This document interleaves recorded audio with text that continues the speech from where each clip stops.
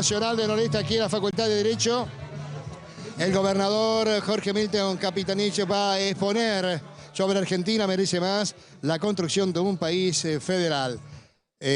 Vemos colmadas las instalaciones con la asistencia de dirigentes políticos, organizaciones, militantes y además también representantes del hacer correntino. Vamos al acto. Tengan una cordial bienvenida a la Facultad de Derecho y Ciencias Sociales y Políticas de la Universidad Nacional del Nordeste en esta oportunidad para presentar el libro Argentina merece más de Jorge Milton Capitanich.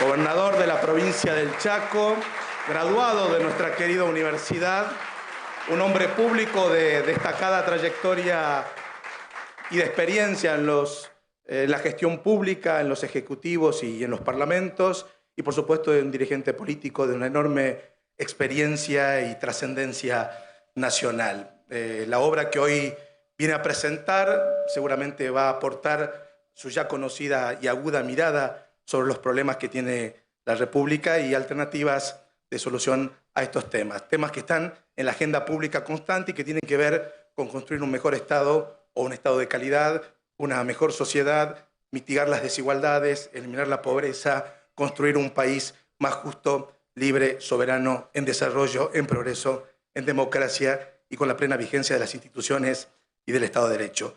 Gobernador, dejo a usted su auditorio. Felicitaciones. Muchas gracias. Bueno, muchas gracias. Bueno, muy buenas tardes. Decano, muchas gracias por la hospitalidad. Muchas gracias a todos los amigos, amigas, compañeros, compañeras que nos han acompañado para la organización de este evento. Muchísimas gracias. Invitados especiales, muchísimas gracias por estar, por compartir y sobre todo por hacerlo un día sábado por la tarde, de manera tal de que tienen un enorme... esto tiene para mí un enorme valor para hacerlo. Y yo soy muy respetuoso de todos los partidos políticos. Para hoy, los que forman parte de nuestro espacio, se conmemora 50 años después del triunfo de Héctor J. Cámpora y Vicente Solano Lima, la fórmula que permitió terminar con un periodo de exilio de 18 años del peronismo, y eso también forma parte de la agenda histórica de la República Argentina que con respeto tenemos que ser capaces de lograr entre todos. La exposición de este libro es tiene muchas aristas, pero básicamente lo que quiero transmitir es que tiene la particularidad de entender la fenomenología del contexto internacional. Nosotros entendemos claramente que el mundo tiene hoy un problema serio de insatisfacción democrática, o sea, la crisis democrática está carcomiendo claramente las entrañas del sistema político, problema de credibilidad y de confianza. En segundo lugar, observamos claramente el cambio climático como un condicionante severo para la toma de decisiones en el sistema institucional, producto del aumento de la incertidumbre. En tercer lugar, observamos claramente que las desigualdades sociales y su agudización y persistencia han generado un problema serio desde el punto de vista de la convivencia social, política, humana y democrática.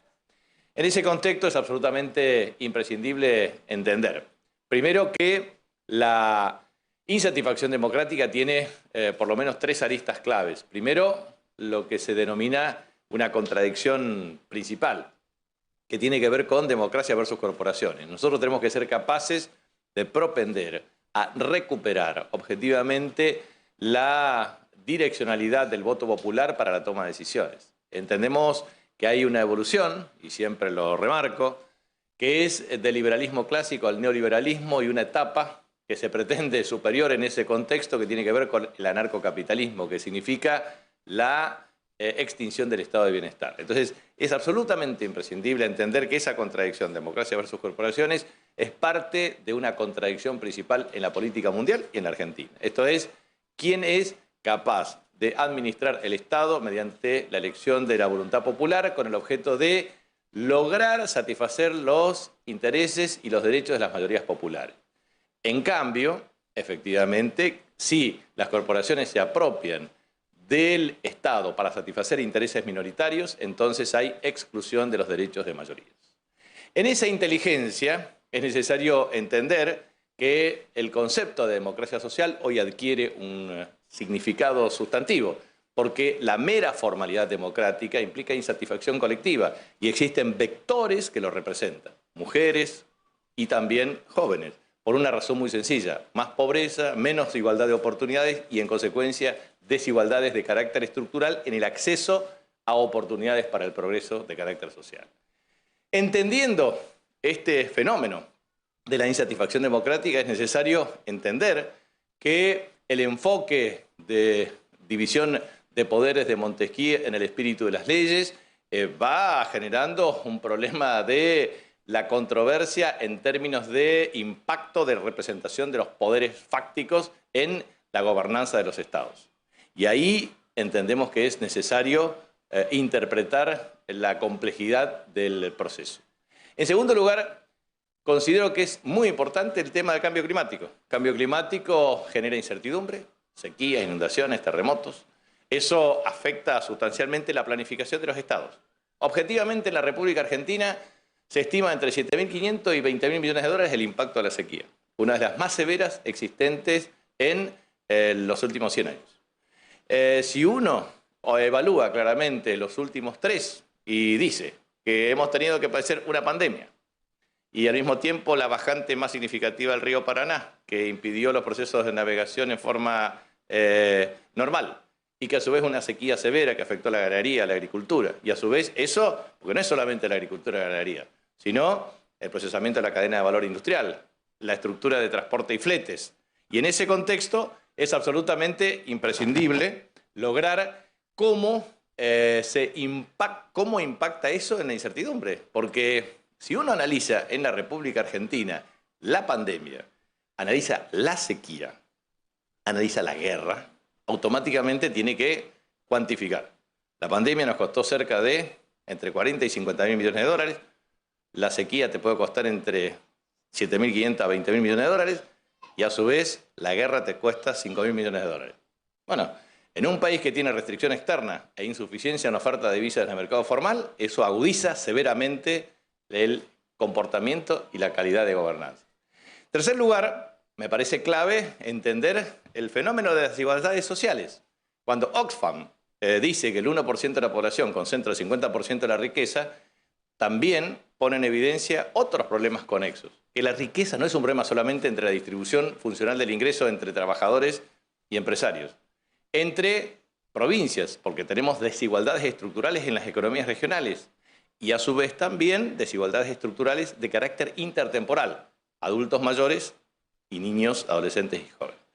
En consecuencia, estos 3 temas de insatisfacción democrática, de cambio climático y, naturalmente, el impacto que eso conlleva respecto al tema de desigualdades de carácter estructural, amerita un nuevo diseño desde el punto de vista de las políticas públicas para corregir estos problemas, porque de lo contrario se agudizan los problemas.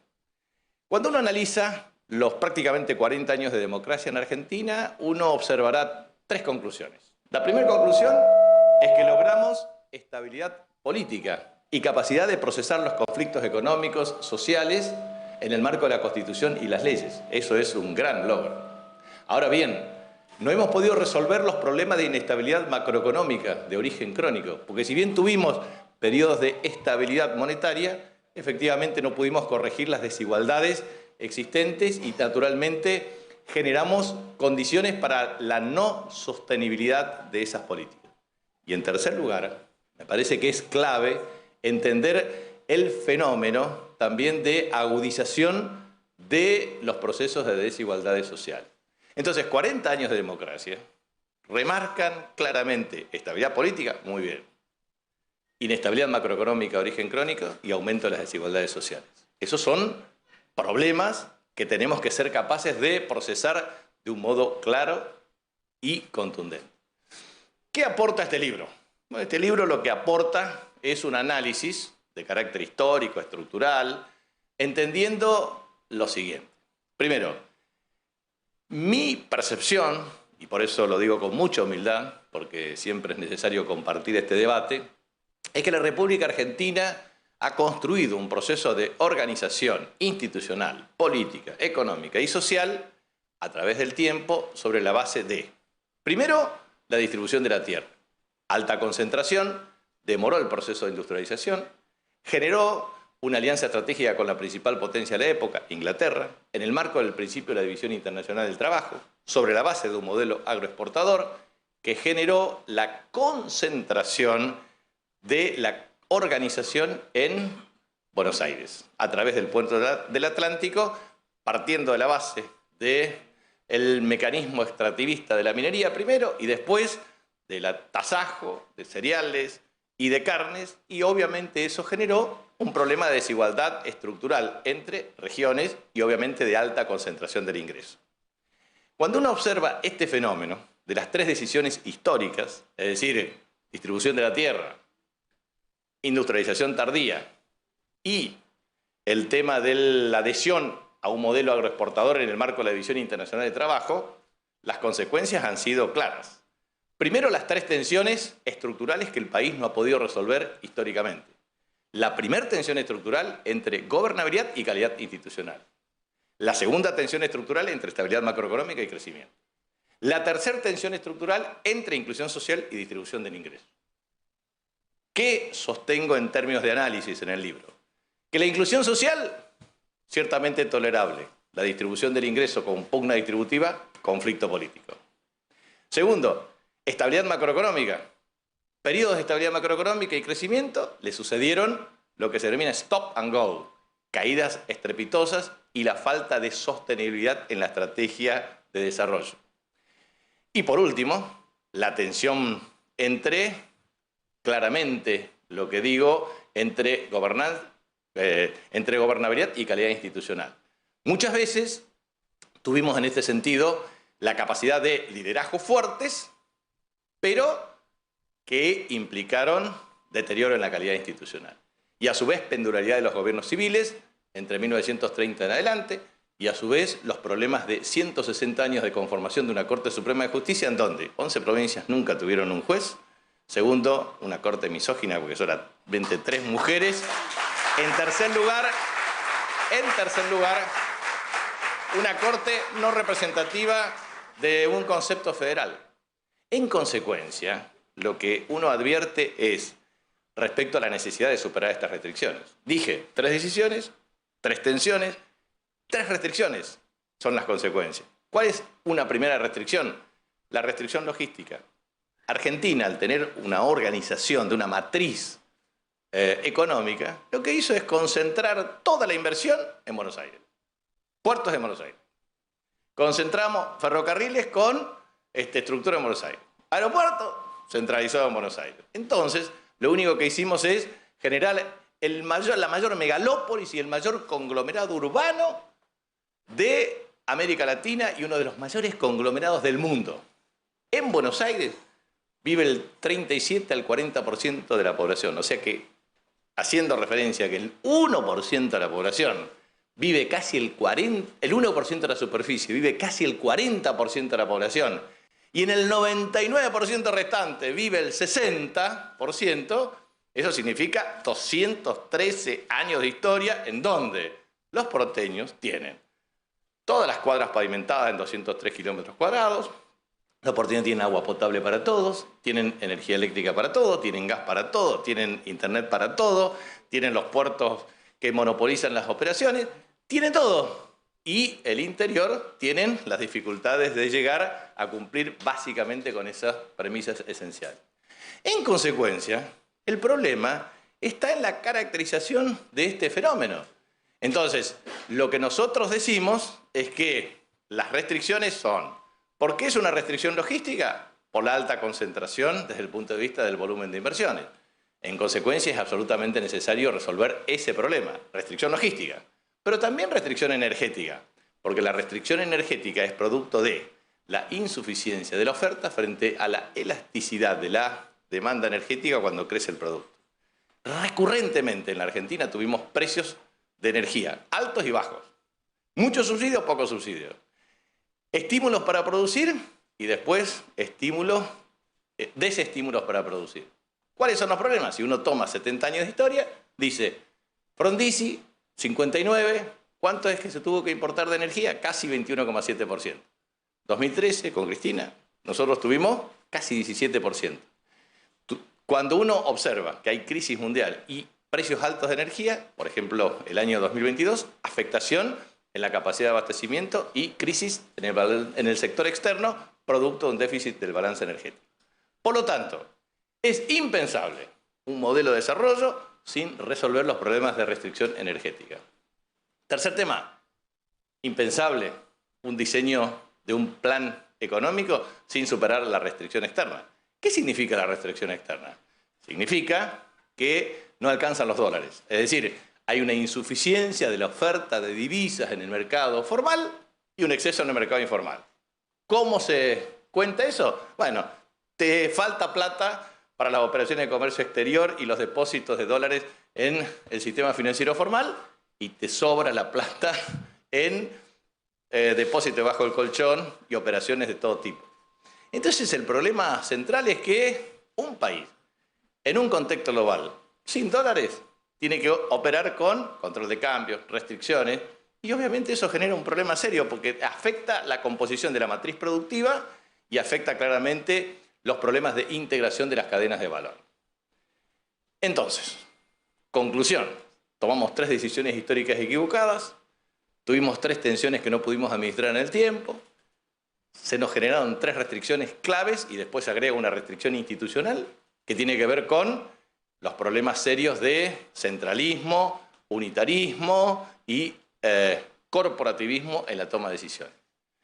Cuando uno observa ese tema, también tiene que analizar el componente histórico, la apropiación de la renta aduanera, la libre navegabilidad de los ríos interiores, la administración portuaria del puerto de Buenos Aires, o sea, la concentración portuaria. Y a su vez, tenemos que entender que eso implicó a lo largo de la historia una vulneración de 3 reglas. Regla fiscal, regla monetaria y regla cambiaria. Estas 3 reglas deberían funcionar. La regla fiscal tiene que tender al equilibrio. La regla monetaria, a la estabilidad. La regla cambiaria, a la competitividad. ¿Qué pasó en Argentina? Muy simple. La regla fiscal, en los últimos 60 años, o mejor dicho, vamos a plantear, desde el año 1960 en adelante, hubo déficit fiscal crónico, salvo en el periodo de Néstor Kirchner, que efectivamente hubo superávit fiscal primario y financiero. El resto, ¿qué implica? Cuando uno tiene déficit, ¿qué hace? Tiene que financiar en pesos o en moneda extranjera. Si financia en pesos, bueno, tiene la factibilidad de poder trabajar con más grado de libertad. Si financia en dólares, tienes crisis del sector externo. Muy bien. ¿Qué quiero decir con esto? Si uno toma 2024 a 2024, 2025, 2026 y 2027, suma todo en dólares y pesos y lo convierte en dólares, 118.000 millones de dólares de vencimiento. Impagable. Si uno toma dólares, casi cerca de 12.000 millones de dólares de Fondo Monetario y casi 50.000 millones de dólares resto de acreedores. O sea, 62.000 millones de dólares. Hipótesis, que el Fondo Monetario te lo reprograme. Bien, te lo va depositando. ¿Y el resto? Y en el caso de los 27.000 millones de pesos, bueno, se puede reprogramar. Ahora bien, estás con la espada de Damocles todo el tiempo. Genera incertidumbre y genera un serio problema. Entonces, ese incumplimiento de las 3 reglas históricas en la Argentina, lo que generó es precisamente un problema. Una política industrial fallida, una política de empleo, de precarización, informalidad y bajos salarios, y economías regionales absolutamente desiguales y excluidas de un modelo de desarrollo congruente. Entonces, el planteo es, si nosotros no somos capaces de asumir un mismo diagnóstico y entender la complejidad de los problemas para dar una solución, bueno, podemos ser de izquierda, de derecha, de arriba, de abajo, pero al final de cuentas los problemas no los vamos a resolver. Entonces, quisiera entender que el desafío no es solamente un prejuicio doctrinario, filosófico, ideológico, sino una metodología práctica para resolver problemas de décadas y un problema histórico en la Argentina. El libro es un aporte para entender cómo resolverlo. Entonces, frente a las tres decisiones históricas que generaron tres tensiones irresueltas, que a su vez propiciaron tres restricciones de tipo estructural, que a su vez implicaron acontecimientos históricos insolubles en la historia, o que grabaron a fuego el problema, y que a su vez generaron reglas incumplidas, y que a su vez políticas fallidas, bueno, eso requiere en 7 rubros y 21 problemas ver cómo lo resolvemos. Muy bien, entonces el ejercicio que hace el libro es el siguiente. Primero, no es posible pensar en una propuesta sin un plan de gobierno holístico, sistémico e integral. Y en ese sentido, la propuesta consiste en 3 ejes. Primero, lo que yo denominaría Quinta República en lo político, régimen multimonetario en lo económico, con externalización de activos, o mejor dicho, regularización de activos, que se denomina popularmente blanqueo, y a su vez revinculación de las LELIC en procesos de inversión productiva y de infraestructura con securitización de flujo de recupero. Y por último, enfoque multidimensional de la pobreza con objetivos de desarrollo sostenible. Bueno, muy bien, esto hay que explicarlo. Entonces, ¿cómo funciona esto? Primero, para mí resolver el problema de Quinta República es analizar el fenómeno histórico de la Argentina. ¿A qué denomino Primera República? Bueno, la Constitución de 1853, 60-68, la incorporación de la provincia de Buenos Aires, el Acuerdo de San Nicolás, Pacto de San José de Flores, eso denominó Primera República, que implicó 70 años de organización nacional. Siempre repito esto. Estados Unidos tardó 11 años entre la Revolución Americana hasta el Congreso de Filadelfia. Y eso implicó en 1787 Constitución y sistema de gobierno. Y después generó, a través del acuerdo con John Adams, segundo presidente de Estados Unidos, la capital en Washington. A su vez, John Adams se trasladó a Washington antes que la Casa Blanca esté culminada. Para nosotros, eso fue una lucha de 70 años de unitarios y federales. Cuando logra Julio Argentino Roca asumir el 12 de octubre del año 1880, lo hace previa lucha armada con Carlos Tejedor el 8 de junio de 1880. ¿Por qué? Por la capital federal. Y esto es un producto de que no nos pusimos de acuerdo en una constitución aceptada por todos y tampoco nos pusimos de acuerdo en un sistema de gobierno. Por ejemplo, en el año 1819 tuvimos una constitución fallida, en 1826 otra constitución fallida. En la Asamblea del año 13 no pudimos definir un sistema de gobierno ni una constitución. Logramos desde reglamento provisorio, estatuto provisorio, el pacto de Venegas de cuadrilátero federal, el San José de Flores, acuerdo de San Nicolás, San José de Flores. Tuvimos una multiplicidad de conflictos y capacidades institucionales para resolverlos en la coyuntura. En 1820, 20 de junio, cuando moría Belgrano, nos quedamos sin gobierno, sin autoridad nacional. Y efectivamente nos costó reconstituir y reconstruir la autoridad política en el marco de un sistema institucional.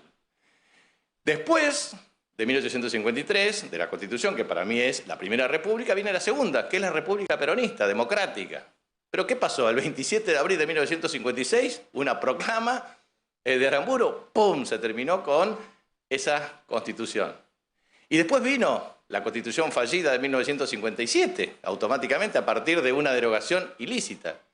Y después vino la Constitución de 1994, que es la Cuarta República, denomino yo. Ahora bien, el desafío es hacer una Quinta República. Hay que debatir una reforma constitucional. La pregunta que hago es, ¿por qué no somos capaces de discutir una república democrática federal con sentido social y representativo? Y en ese contexto digo, ¿por qué no nos animamos a discutir el rol de la capital?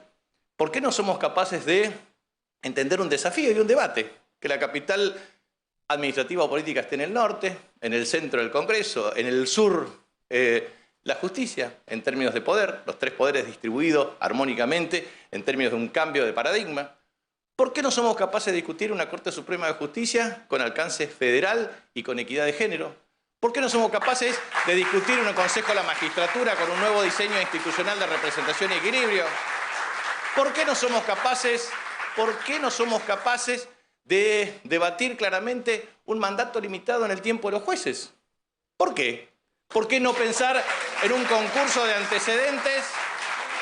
¿Por qué no pensamos en un concurso de antecedentes y oposición, como lo tenemos en la provincia del Chaco, para designar las máximas autoridades de la Corte Suprema? Antecedentes, oposición, audiencia pública, transparencia, para que no representen ni a las corporaciones ni al modelo de manipulación política. Que la justicia sea justicia y que sea justicia para todos y todas. Y eso me parece que es parte de un debate humilde, trascendente. Ahora, ¿qué pasa con estos debates? Empezamos a plantear este debate y empiezan a decir esto es un problema de delirio, etcétera, etcétera. Pero la verdad es que tiene que ver con la organización institucional. Organización institucional, por ejemplo, que yo propongo. ¿Por qué no hacemos un juicio de residencia como tenemos en el Chaco? Juicio de residencia significa que terminamos la función y tenemos 12 meses para rendir exámenes al Tribunal de Cuentas, al sistema de cumplimiento de metas, hacer a las viejas leyes, a la usanza de India. ¿Por qué? Para desterrar cualquier concepto vinculado o asociado a la corrupción. ¿Por qué no hacemos y no incorporamos, por ejemplo, el debate de la justicia contravencional descentralizada en municipios? ¿Por qué no hay departamentos judiciales en cada uno de los municipios para la justicia contravencional?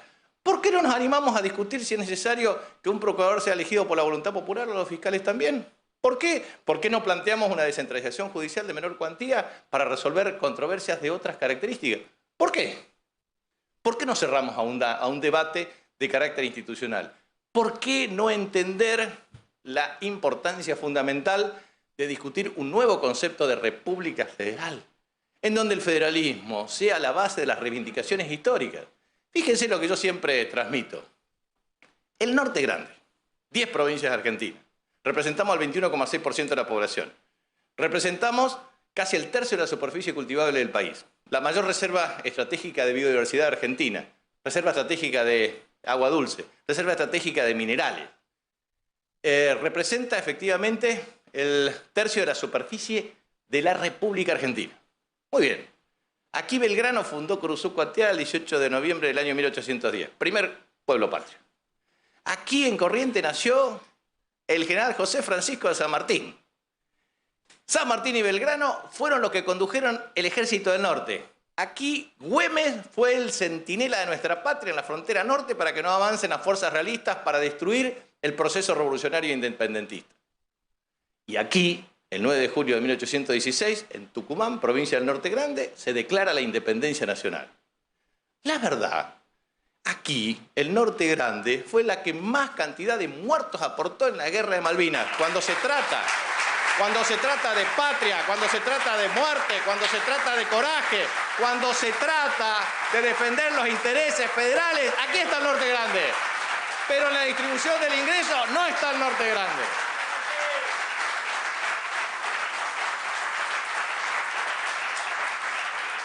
Tenemos dos opciones: o permanecemos impávidos frente al centralismo porteño, o somos capaces de entender un nuevo consenso desde el punto de vista político e institucional para hacer valer lo que verdaderamente valemos. Fíjense una cosa, un ejemplo muy práctico. Nosotros producimos la miel de más alta calidad que se produce en Argentina y que se comercializa en el mundo. Producimos carbón vegetal, producimos litio, producimos soja, girasol, trigo, maíz, sorgo, ganado bovino de muy buena calidad, caprino de buena calidad, porcino de buena calidad, producción avícola, todo lo que hay, extracto de quebracho, leña, rollos rollizos, todo lo que se produce en materias productivas lo produce el Norte Grande argentino. Y resulta ser que tenemos que mendigar para lograr un corredor bioceánico del norte que significa 30.000 millones de dólares, que permita diversificar la matriz productiva, bajar los costos de producción y hacer competitiva nuestra economía. Eso, tenemos... A ver, estamos consiguiendo, después de 1973, poder tener un financiamiento con el Banco Interamericano de Desarrollo por 943 millones de dólares para hacer un segundo puente. La verdad, el gas todavía no llega a Corrientes, llegó a Chaco y tenemos que lograr que las 38 sistemas de distribución, efectivamente los ramales de aproximación y el gasoducto troncal, se transforme en distribución de conexiones. Vamos a llegar a 13.000 primero, pero tenemos que llegar a 50.000 y a 100.000 y a 200.000 y a más. O sea, no puede ser que todos los veranos tengamos que todo el tiempo hacer el esfuerzo para todo el desarrollo desde el punto de vista de energía, teniendo a Yacyretá que provee la energía del país en el sistema interconectado. Y necesitamos corregir esas desigualdades. Ahora, las desigualdades no las vamos a corregir si no nos planteando la Quinta República con un sentido federal. La segunda cuestión que me parece importante remarcar es el tema del régimen multimonetario. Bueno, eso es muy difícil, voy a tratar de simplificar cómo funcionaría. Bueno, en primer lugar, pregunta. ¿Ustedes creen que todos los argentinos tienen declarados sus bienes? ¿Ustedes creen que existe posibilidad efectiva de generar incentivos para normalizar el funcionamiento de la economía con una nueva organización de la economía? Bueno, entonces yo le explico algunas cuestiones.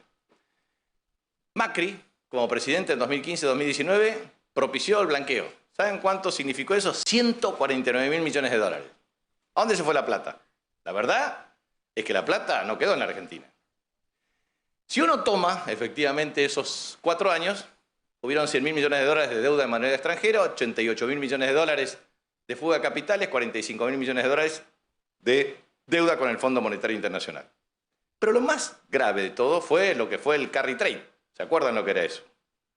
Traías dólares, lo convertías en pesos, ponías a 38%, ese 38% llegaba al año o 2 años, lo convertías nuevamente en dólares y lo sacabas afuera. Ustedes, productores ganaderos, que trabajás en el campo, la ganadería, tenés un aserradero, hacés inversiones, tenés una pequeña y mediana empresa, etcétera, etcétera. ¿Gana la plata tan fácil? ¿Sí o no? Ustedes, trabajadores que se sacrifican todos los días, ¿ganan la plata tan fácil? Entonces la pregunta es, ¿vamos a seguir siendo cómplices de una cultura especulativa, financiera, parasitaria, que se lleva la plata afuera y que tenemos que pagar la deuda nosotros?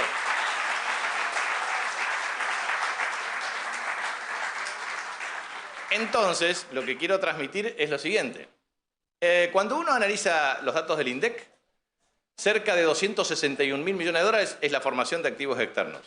O sea, dólares o moneda extranjera. Entonces, la propuesta es muy simple. Nosotros, sí o sí, pero esto no es ideológico, tenemos que tener equilibrio y superávit fiscal. Sí o sí, como precondición para lograr estabilidad macroeconómica. Para lo cual es muy importante tener un diseño, desde el punto de vista de un plan económico consistente, coherente. Entonces, lo que hicimos nosotros, distintos análisis. Estudiamos todos los planes de estabilización que hubo en el mundo, históricamente. Todos los planes de estabilización tienen alguna cuestión que tiene que ver con una sostenibilidad de un sector externo y de ciertas condiciones de apoyo. Pero también es necesario plantear de un modelo que sea congruente y vigente. Y probamos con lo que se llama ahí un modelo econométrico del Banco Central del año 2007 y a su vez funciona con lo que se denomina vectores autorregresivos que permiten generar impacto de shock monetarios en múltiples variables de modelos complejos. Bueno, eso técnicamente, ¿viste? Para lo que le gusta al fútbol es el VAR. Sería el VAR. Vectores autorregresivos, VAR. Entonces, empezamos a modelizar distintas opciones. Empezamos a ponerle 30.000 millones de dólares, 50.000, 250.000 millones de dólares que está fuera del sistema. Y le pusimos el esquema de blanqueo a través de una declaración jurada, impositiva y patrimonial, que elimine para atrás y que tenga trazabilidad para adelante. Obviamente, el shock monetario externo, que significa aumentar las reservas del Banco Central, automáticamente te genera un coeficiente de agregados monetarios y la tasa de inflación baja terriblemente. Entonces lo que nosotros hicimos ahí con el equipo, la verdad porque ahí está Alejandro San José, que es un experto en la materia, lo que ha hecho él es trabajar, yo le dije, probemos en 2 variables, a ver cómo impacta en el crecimiento del producto y cómo impacta en la baja de inflación. Bueno, si pone uno 250.000 millones de dólares, te duplica el producto, instantáneamente, y te baja la inflación drásticamente. Bueno, ponele otros esquemas, poner la tasa de interés, poner deuda en relación a producto, poner tasa de riesgo, país, todo eso. Y la verdad es que la única solución para no hacer un ajuste en los trabajadores, en las empresas, etcétera, etcétera, consiste en promover un régimen de blanqueo fuerte y una moneda de curso legal de carácter obligatorio en moneda digital. Y hacer que las LELIQ, que es un esquema, una bola de nieve, lograr que se transforme, porque gran parte de las LELIQ, el 65% de los depósitos del sector privado en Argentina, o de los depósitos, están en LELIQ. Eso aumenta sistemáticamente conforme a la evolución de la tasa de interés. En consecuencia, ahora de 7 billones se reprogramaron cerca del 64%. Eso es muy importante para tratar de un horizonte de previsibilidad. Ahora bien, lo que nosotros proponemos es usar ese dinero en pesos para, desde una autovía que se cobre peaje y securitización, de un gasoducto con el sistema de los cargos específicos para el recupero, de una obra de transporte eléctrico con recupero de pago de tarifa, o de un proyecto de energía solar con la venta de energía, o de un fondo de inversión para aumentar producción forestal, ganadera o agrícola con recupero. Es decir, convertir lo que se denominaría especulación financiera típica en programas de inversión que aumenten la producción de bienes y servicios, que genere empleos de buena calidad y que garantice crecimiento sostenido en la economía. Entonces, el modelo es un modelo práctico. Primero, hay que hacer muchas reformas de carácter legal, pero es un shock, porque te permite que a partir del blanqueo hacia adelante no puede haber ninguna transacción en dinero, moneda, papel, y a su vez toda tiene que tener trazabilidad. Entonces, ¿eso qué significa? Primero, que la presión tributaria baja drásticamente y se eliminan muchos impuestos. Por una razón muy sencilla, como son todos impuestos de emisión y están todos registrados, efectivamente lo podés descontar directamente de la cuenta fiduciaria o individual de cada persona. Entonces tenés registrado el depósito. Por ejemplo, uno tiene 2 millones de dólares, lo deposita en una cuenta fiduciaria, encaje 100%. ¿Puede sacar la plata o mandar al exterior? Sí, pero tiene penalización alta en la primera etapa. Si se sostiene, después lo vas regulando. Ahora bien, también es cierto que cuando existe ese escenario, lo que uno logra es, ¿hay entre ustedes operaciones o transacciones? Bueno, se hace el depósito de una cuenta fiduciaria a la otra, pero se registra en la trazabilidad de la moneda. Entonces, todo es trazable, nada es informal, todo se graba y eso te permite lograr 4 puntos más de incremento del producto en recaudación, 1 punto para abajo de productividad del gasto, automáticamente pasás de déficit a superávit fiscal, lográs que la inflación baje drásticamente y promovés la regulación del tipo de cambio conforme una canasta de monedas. Y eso te permite tener definitivamente los parámetros macroeconómicos consolidados. La verdad es que este es un gran desafío, porque nosotros tenemos que resolver el problema. Si nosotros no somos capaces de resolver el problema de la insuficiencia de la oferta de divisas en materia de sector externo, no solamente que no podemos cumplir los compromisos externos, el problema central es que no podemos funcionar como país. Entonces, para funcionar como país necesitamos tener estabilidad cambiaria, que es una precondición de estabilidad macroeconómica, que es una precondición para aumento de inversiones, que es una precondición para aumento de la tasa de empleo. Fíjense que la Argentina tiene 6,4 millones de empleos formales. El modelo tiende a generar en los próximos años hasta llegar a 2 millones más. Pero a su vez también, como el sistema de blanqueo tiene que ver con lo que recauda cada uno en las transacciones, por ejemplo, si uno es monotributista, que funcione como un porcentaje del ingreso y no como una suma fija. Entonces, lo que uno logra es fortalecer el sistema de seguridad social, regularizar el funcionamiento y lograr que todo el sistema esté debidamente consolidado en el sistema de seguridad social. Ejemplo, nosotros teníamos en el Fondo de Garantía de Sustentabilidad cerca de 66.000 millones de dólares, pasamos a 34.000 millones de dólares en el 2019 y ahora estamos en 56.000 millones de dólares. O sea, lo que es importante es lograr definitivamente un shock, porque ese shock implica automáticamente crecimiento de producto, reducción de la inflación, disminución drástica de la relación deuda-producto, cae la tasa de riesgo país, cae la tasa de interés, se genera un nuevo reacomodamiento en el mercado financiero internacional y en el acceso al mercado de capitales. Eso sería para mí lo que se denomina régimen multimonetario. ¿Por qué es multimonetario? Porque uno puede tener depositados dólares, euros, reales, puede hacer convenios bilaterales con distintos países. Ahora, todas las transacciones se tienen que dar en el ámbito interno del país con trazabilidad en moneda digital. Todo queda grabado y no genera desajustes macroeconómicos. El tercer lugar, lo que yo denomino enfoque multidimensional de la pobreza. Eso significa entender que la pobreza, por ejemplo, a ver, todos nosotros en el norte siempre somos, para los medios hegemónicos de Buenos Aires, señores feudales y fábrica de pobres. Muy bien, entonces la contestación es la siguiente. Tenemos 31 conglomerados urbanos. A ver, esto es un tema, hasta el mismo gobernador Gustavo Valdés dijo, esto no puede ser. Me pusieron 47% en Chaco, 27% en Corrientes, cruzando un puente. Entonces, el planteo era el siguiente. De los 31 conglomerados urbanos, nosotros tenemos cerca de una muestra de 300 casos. El 80% de los sectores de menores ingresos contestan. El 20% de los mayores ingresos contestan. En consecuencia, de 300 casos, más o menos cerca de 120 contestan. O sea, en una muestra nacional, 120 casos definen si la provincia es pobre o no es pobre. Error metodológico, grosero. Hoy me dijeron un informe. Dice, Chaco exportó 500 millones de dólares, aumentó 28% respecto al año 2021, es el mayor índice de exportación de la historia.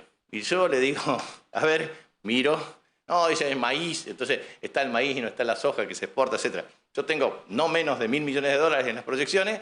Cuando le digo al INDEC, digo, ajusten esto, porque esto está equivocado, el tema de dólares, porque ustedes lo consolidan en lo macronacional, pero no tienen una técnica de muestreo apropiada para dimensionar el caso de las provincias. Entonces, el tema central es pobreza estructural, pobreza por ingreso. En pobreza por ingreso, un país con altísima inflación, obviamente. A ver, ¿cuál es la diferencia? 51, 52 contra 37. Medir 1, 2, 3, 4 puntos. Eso no tiene sentido medirlo así. Por lo tanto, es necesario un nuevo enfoque de medición. Primero, medir la pobreza con un enfoque multidimensional. Primero, infraestructura social básica. Segundo, derechos en términos de acceso y calidad. Tercero, política de ingresos. ¿Qué significa esto? Significa que toda persona tiene que tener agua potable, cloacas, internet, gas, electricidad urbana o rural, vivienda, vereda, desagües pluviales, pavimento, etcétera, etcétera, etcétera. Bueno, eso significa entender e interpretar las carencias, porque hay una pobreza estructural que tiene que ver con falta o déficit de infraestructura social básica. Y ahí volvemos otra vez a las asimetrías. Capital Federal, 203 kilómetros cuadrados, tiene un ingreso por habitante 10 veces superior al nuestro. Hicimos un esfuerzo extraordinario, yo lo mido en Chaco, de 7.000 a más de 12.500 millones de dólares, de 7.000 a 12.500 dólares de ingreso por habitante en el método PPP. Eso es muy bueno, pero es insuficiente. Entonces, lo que quiero transmitir con esto es lo siguiente. Necesitamos imperiosamente un enfoque multidimensional de la pobreza. ¿Eso qué significa? Significa que si no regulamos lo macro a nivel nacional en términos de estabilidad macroeconómica, inversiones, empleo de buena calidad, no vamos a corregir la política de ingresos. A nosotros nos comparan y nos dicen sexto en coeficiente de Gini, o sea, igualdad en la distribución del ingreso, y último en el ingreso promedio. Y bueno, a ver, ¿quiénes son las provincias que tienen mayor ingreso promedio? Las petroleras. ¿Por qué? Porque las petroleras tienen unos salarios extraordinariamente altos. Entonces, así no se mide un enfoque razonable y comparado solamente para operaciones políticas. Es para estigmatizar a algunos de nosotros nada más, pero no para resolver ordenadamente el problema. Entonces, lo que es necesario hacer es precisamente ser congruente con los 17 Objetivos de Desarrollo Social, las 168 metas, y a su vez tener claramente un plan. El plan significa claramente tener infraestructura, invertir en viviendas, en agua potable, cloacas, energía eléctrica, servicios de internet de última milla al hogar, gas y desagües pluviales, y obviamente para minimizar cualquier impacto de cualquier tipo y característica. Eso es lo que te permite generar también el tema de acceso a derechos. Derecho a la identidad. Todo tiene que tener un documento de identidad para ejercer el resto de los derechos. Segundo, derecho al trabajo y al progreso social con salarios dignos. Tercero, tiene que tener derecho a la educación de buena calidad, a la salud de buena calidad, a la seguridad de buena calidad, a la justicia de buena calidad, al deporte, al ambiente sano, a la cultura, a la equidad de género. Esos son derechos. Entonces, si uno tiene buena inversión en infraestructura y acceso a derechos de calidad, el tema de política de ingresos también tenderá a corregirse desde el punto de vista intertemporal. Eso es un plan de reducción de la pobreza. Y hay que trabajar varias cuestiones. Hay un libro de Leonardo Gasparini que se llama Desiguales y trabaja 4 puntos que me parecen importantes. Primero, él dice hay que eliminar la pobreza extrema. Eso se llama indigencia. No cabe la menor duda, derecho a la alimentación. Si uno compara, hoy yo lo decía en Resistencia, el plan chino, 1978-2021, más o menos cerca de 771 millones de pobres que vencieron la condición de pobre. ¿Qué hicieron? 9,5% de pobreza, 2 millones de trabajadores en el proceso de transformación de pobreza rural, de transferencia rural a urbana. ¿Y qué hicieron? Un ingreso mínimo social garantizado, $2,60 por habitante. 2 garantías, alimentos y vestimenta. 3 derechos, educación, salud y vivienda, con conexiones de servicios. Bueno, Argentina tiene que hacer eso. Ese es el gran pacto democrático desde el punto de vista político, económico y social hasta el año 2033 que tenemos que hacer todos los argentinos. Resolver para los próximos 50, cuando cumplamos 50 años de democracia ininterrumpida, lograr metas que sean asequibles a todos. Y eso significa resolver algunos problemas. Si uno toma Argentina, 47 millones de habitantes, y toma 15 millones de viviendas, el tercio tiene déficit. De ese tercio, 2 tercios significa ampliación y refacción. Y 1 tercio significa nuevas viviendas. Pongámosle un número, 1,5 millones de nuevas viviendas. Le transmito al presidente. ¿Estás contento con 90.000 viviendas, con 100.000 viviendas, con 140.000 que se están haciendo? Pero se necesita 1,5 millones. Por lo tanto, las viviendas son insuficientes. Hay que invertir entre 6.000 a 10.000 millones de dólares. ¿Les parece que la Argentina no puede generar las condiciones para 6.000 o 10.000 millones de dólares en un programa de vivienda que a su vez conecte con otros 10.000 millones de dólares de electricidad, de gas, etcétera, de conexiones? Ese es el desafío, diseñar una política pública que resuelva el problema. Segundo tema, el tema de barrios populares. ¿Saben cuánto hay en la Argentina? 5.700. En Chaco son 480. ¿Saben cuánto eso significa en número de personas? 5 millones. Eso significa lugares que permitan resolver problemas como, por ejemplo, consumos problemáticos, narcotráfico.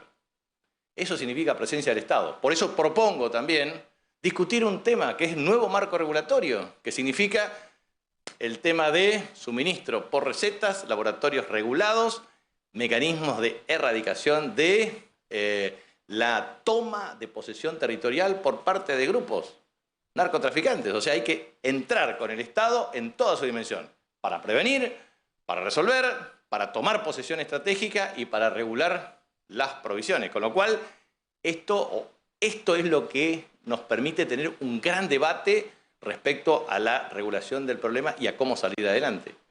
Entonces, vuelvo a insistir en esta materia.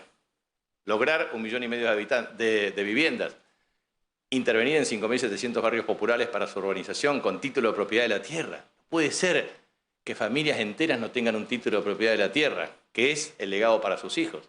No puede ser que nosotros no tengamos la infraestructura social básica para generar un entorno adecuado. No puede ser que tengamos serios problemas o dificultades de acceso al conocimiento e igualdad de oportunidades. Por eso, Leonardo Gasparini decía, pobreza extrema, listo. Un gran plan que te permita reducir la indigencia a lo mínimo 0, digamos, o lo mínimo.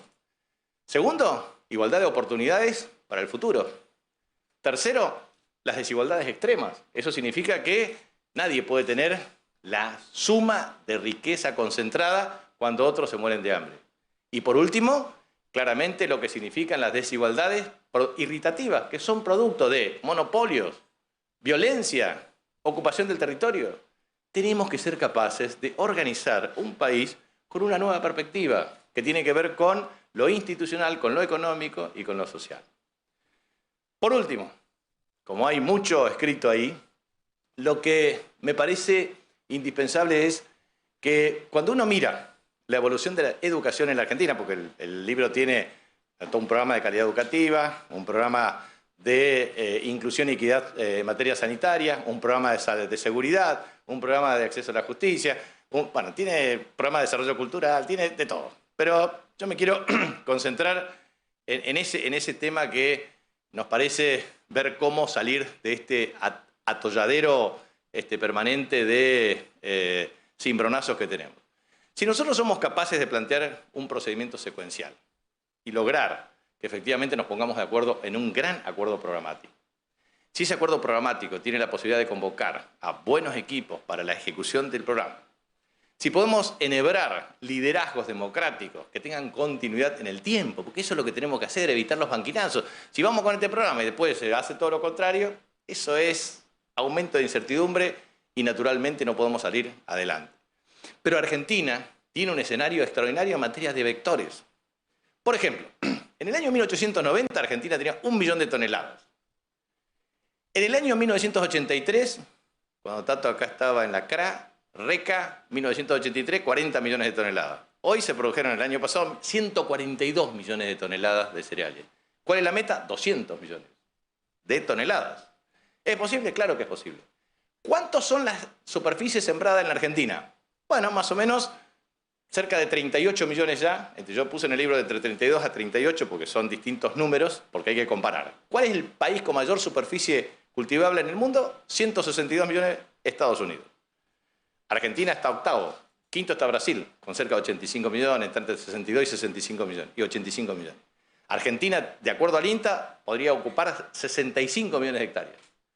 Pero llegar efectivamente a 200 millones de toneladas es algo extraordinario. Por ejemplo, 200.000 hectáreas de horticultura, 150.000 de frutas, verduras y hortalizas.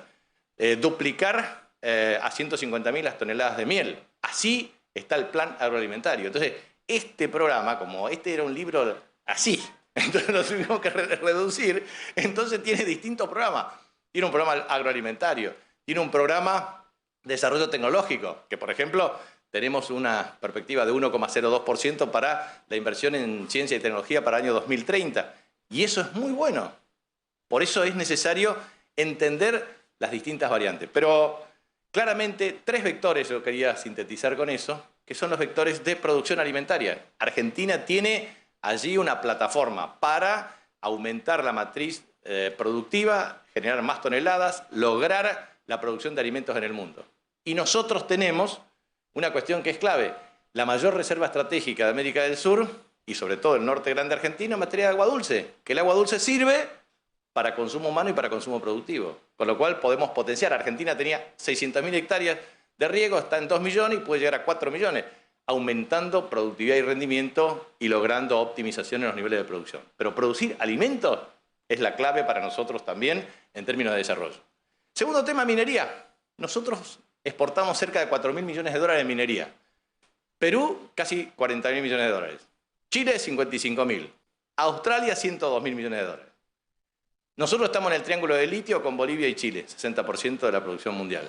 La verdad, el planteo nuestro es promovamos litio, oro, plata, de manera sustentable y obviamente potasio y otros minerales que son estratégicos para el desarrollo. Eso te da una plataforma para el crecimiento. Tercer vector, energía. Fíjense lo que nosotros tenemos. Energía solar en el norte.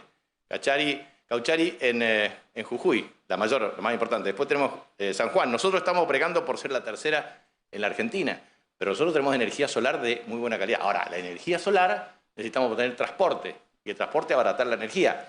Porque si nosotros bajamos el precio de la energía, automáticamente tenemos energía más barata al usuario, por lo tanto nos ahorramos desde el punto de vista fiscal y tenemos mayor sostenibilidad fiscal. O sea, para nosotros, aumentar la oferta energética es bajar el precio y bajar para que el precio directo que paga el usuario sea más barato, producto del menor costo en la producción de energía y no del mayor subsidio.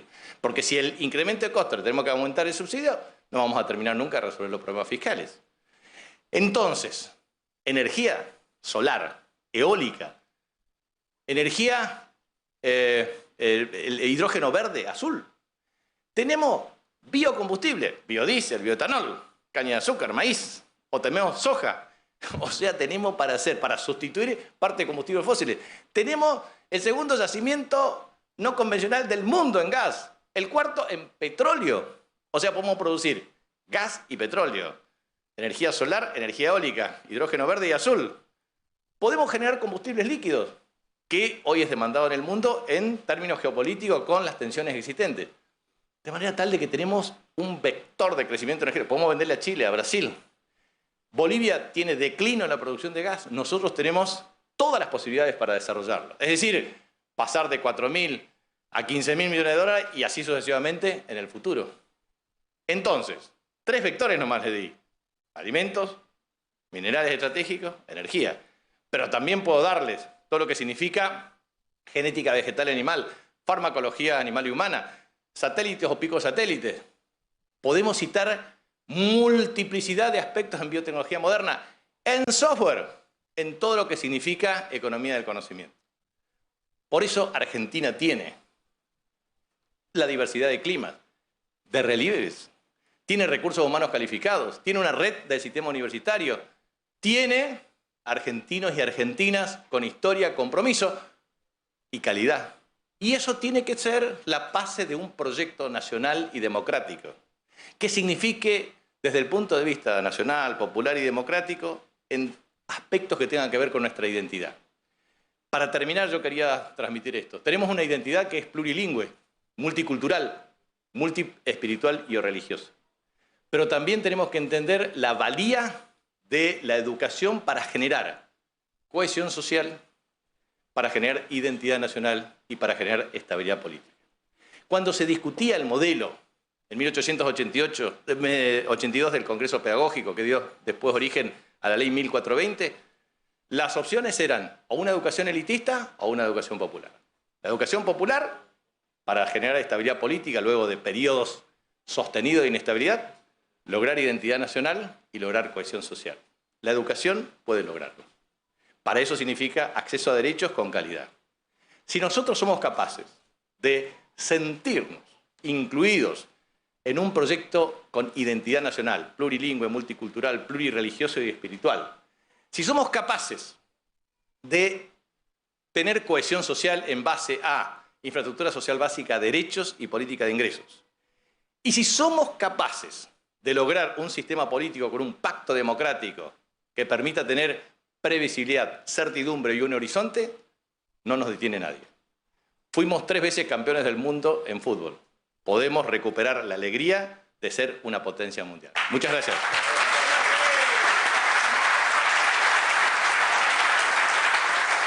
Acaba de finalizar su exposición Jorge Milton Capitanich sobre lo que ha sido esta exposición de Argentina merece más.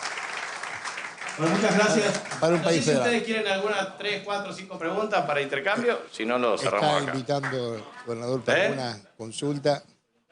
Sí, dale. Bueno, El que quiera. van a haber algunas. Vamos a escuchar qué es. Sí, señor. Ahí tenés. Sí, Rubén, ahí está. Ahí está. Ahí, Rubén. Ah, bueno. Todo esto, compañero gobernador, precisa de una definición política. Y yo sé que usted está trabajando en la definición política del Norte Grande, que es una parte importante, como usted lo ha dicho, en lo que nosotros tenemos que conseguir para lograr incluirnos dentro del esquema federal de gobierno, que no lo tenemos. Por eso yo le quería preguntar cuál es la situación política actual desde el punto de vista del Norte Grande con lo que usted está trabajando y qué referencia se da eso a nivel nacional. Bueno, nosotros tenemos el próximo martes una reunión del Consejo Regional del Norte Grande que nuclea las 10 provincias de la región en la provincia de Catamarca. Nosotros tenemos un presidente pro tempore, tenemos continuidad de carácter institucional y tenemos agenda. Dentro de los temas de agenda son varios.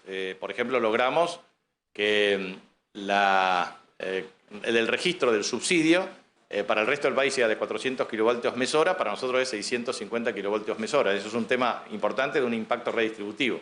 Segundo, estamos bregando para que el decreto 814 del 2001 respecto al tema de la deducción de las contribuciones patronales pase de 7.000 a 32.000 pesos, con el objeto de impactar favorablemente en las pequeñas y medianas empresas.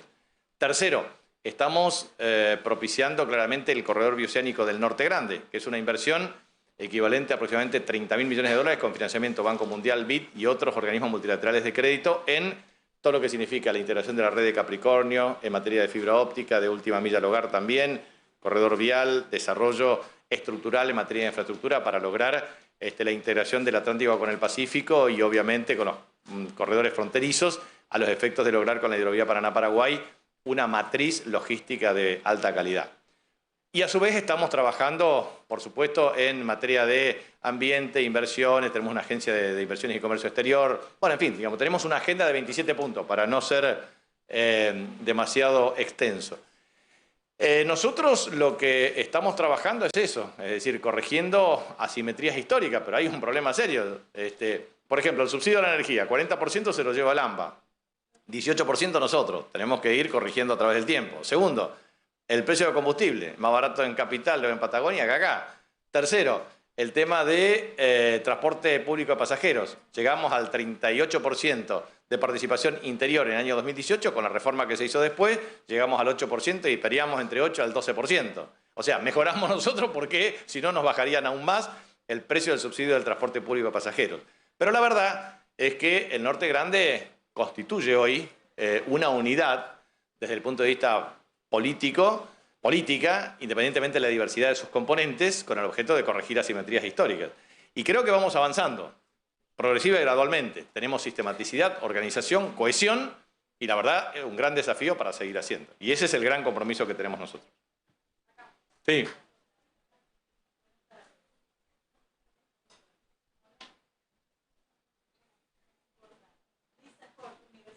Sí. Está consultando una... ¿Cómo no?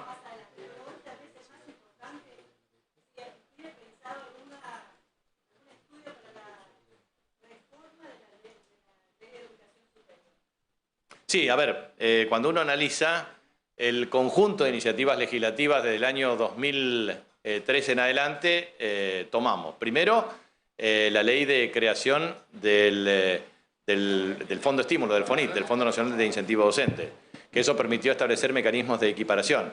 El tema de la ley de salud reproductiva de carácter sexual, reproductiva.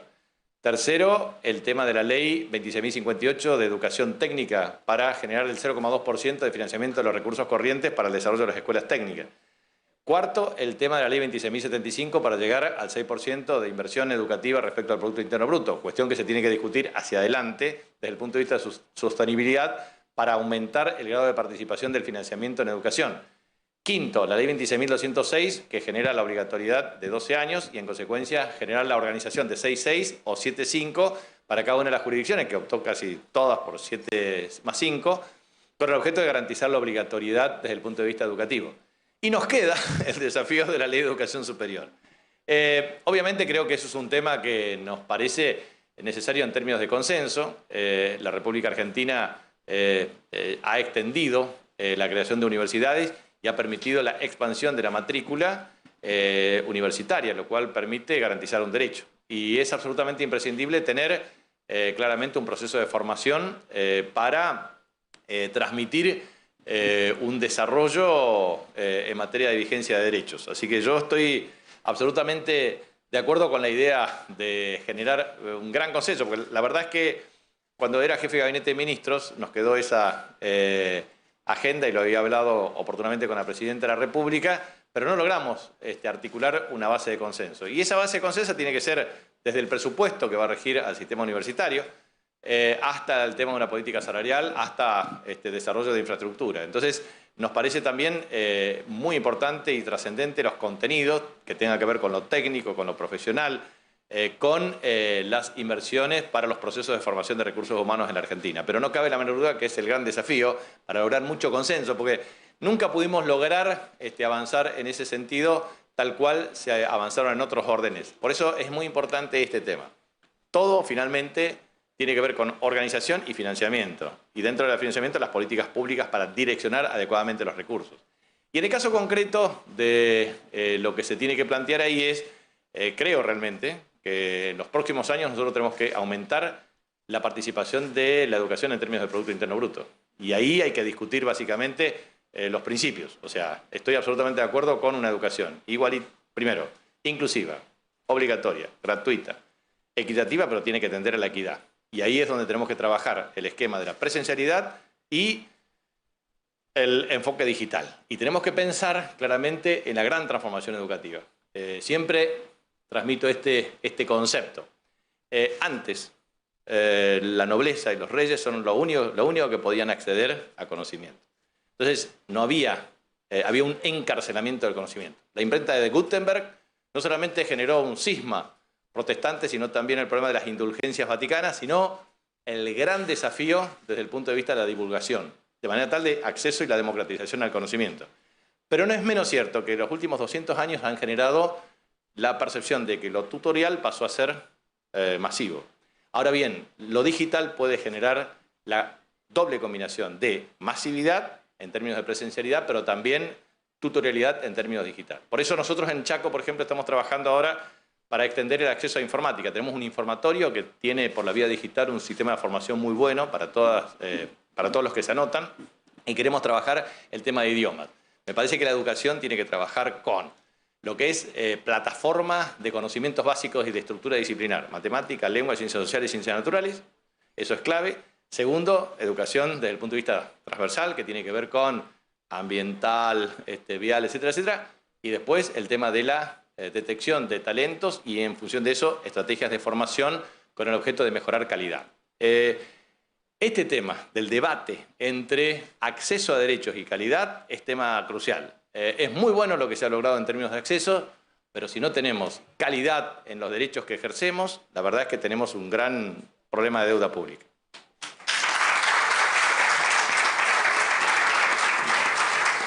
¿Sí? ¿Tato? Un comentario y una pregunta. En el año 95 me tocaba ser gobernador de Corrientes y en ese momento surgió la idea del segundo puente. Firmamos un convenio con Chaco, se puso en marcha. Mezquindades políticas después hicieron que esto naufragara, no se pudo llamar a una licitación. En ese momento se construía en base al sistema COM, construcción, operación y mantenimiento, y también contemplaba el complejo multimodal de cargas entre Chaco y Corrientes como un punto, digamos, de movimiento económico para ambas provincias por el tema de la navegación del río Paraná, y consecuentemente habilitaba el cruce del corredor bioceánico que pasaba por Chaco y por Corrientes y Chaco, iba al Pacífico a través de Chile, y nosotros ahí podíamos salir al mundo por otras vías distintas a lo que podría ser la capital federal que vos señalabas en este caso con respecto al centralismo porteño. El tema es que todo esto de la hidrovía, el segundo puente, el complejo multimodal de cargas y todo este tipo de cosas cayó un poco en el olvido en todos estos años anteriores, y en base a esto nosotros logramos construir el puente Santo Tomé-San Borja, entre Corrientes, Argentina, y San Borja, Brasil. Esto fue inaugurado en el año 97, pero era con la intención de que todo el corredor bioceánico pasara por acá, lo cual obviamente dejaría muchos recursos económicos importantes para nuestras provincias. Ahora, la pregunta es la siguiente.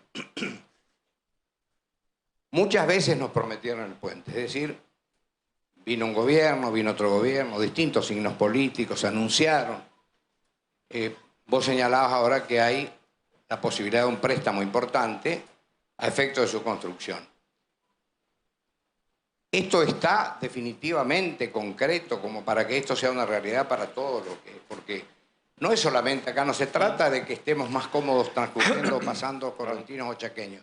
Se trata de un crecimiento importante de nuestra región, de lo que señalabas vos como todo lo que es las provincias del NOA-NEA, y yo creo que esto daría vida totalmente diferente desde el punto de vista económico y social a nuestras regiones. Por eso, la pregunta es, ¿esto está concretándose? ¿Se va a concretar o no se va a concretar? Sí, perfecto. ¿Sí? Ahí te explico, Tato.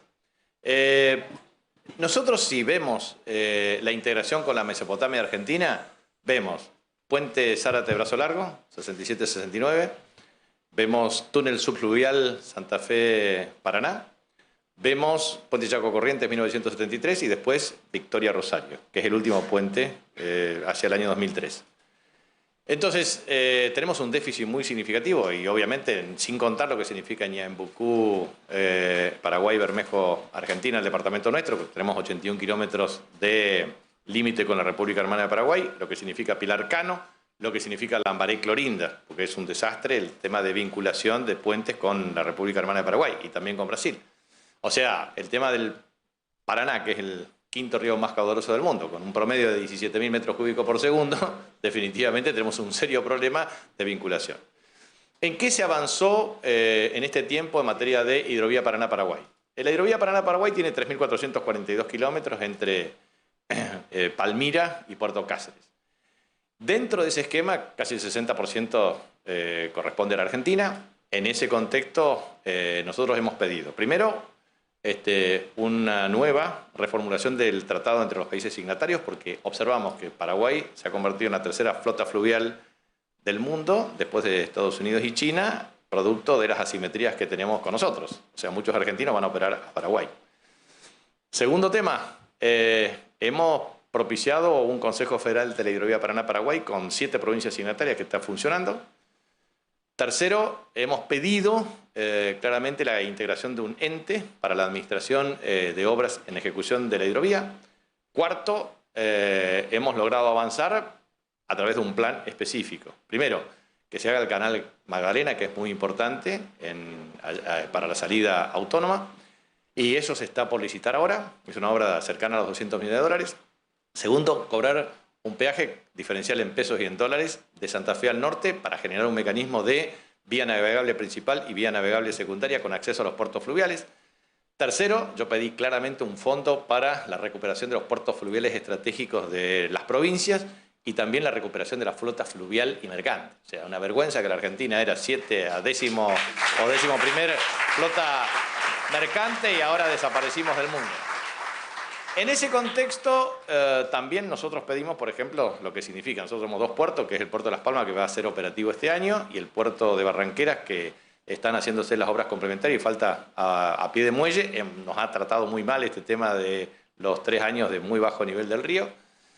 Pero objetivamente, allí hemos avanzado, pero no con la velocidad que era necesaria. Y respecto al puente, yo creo que es bueno hacer una ayuda de memoria para toda la región, ¿no? Así.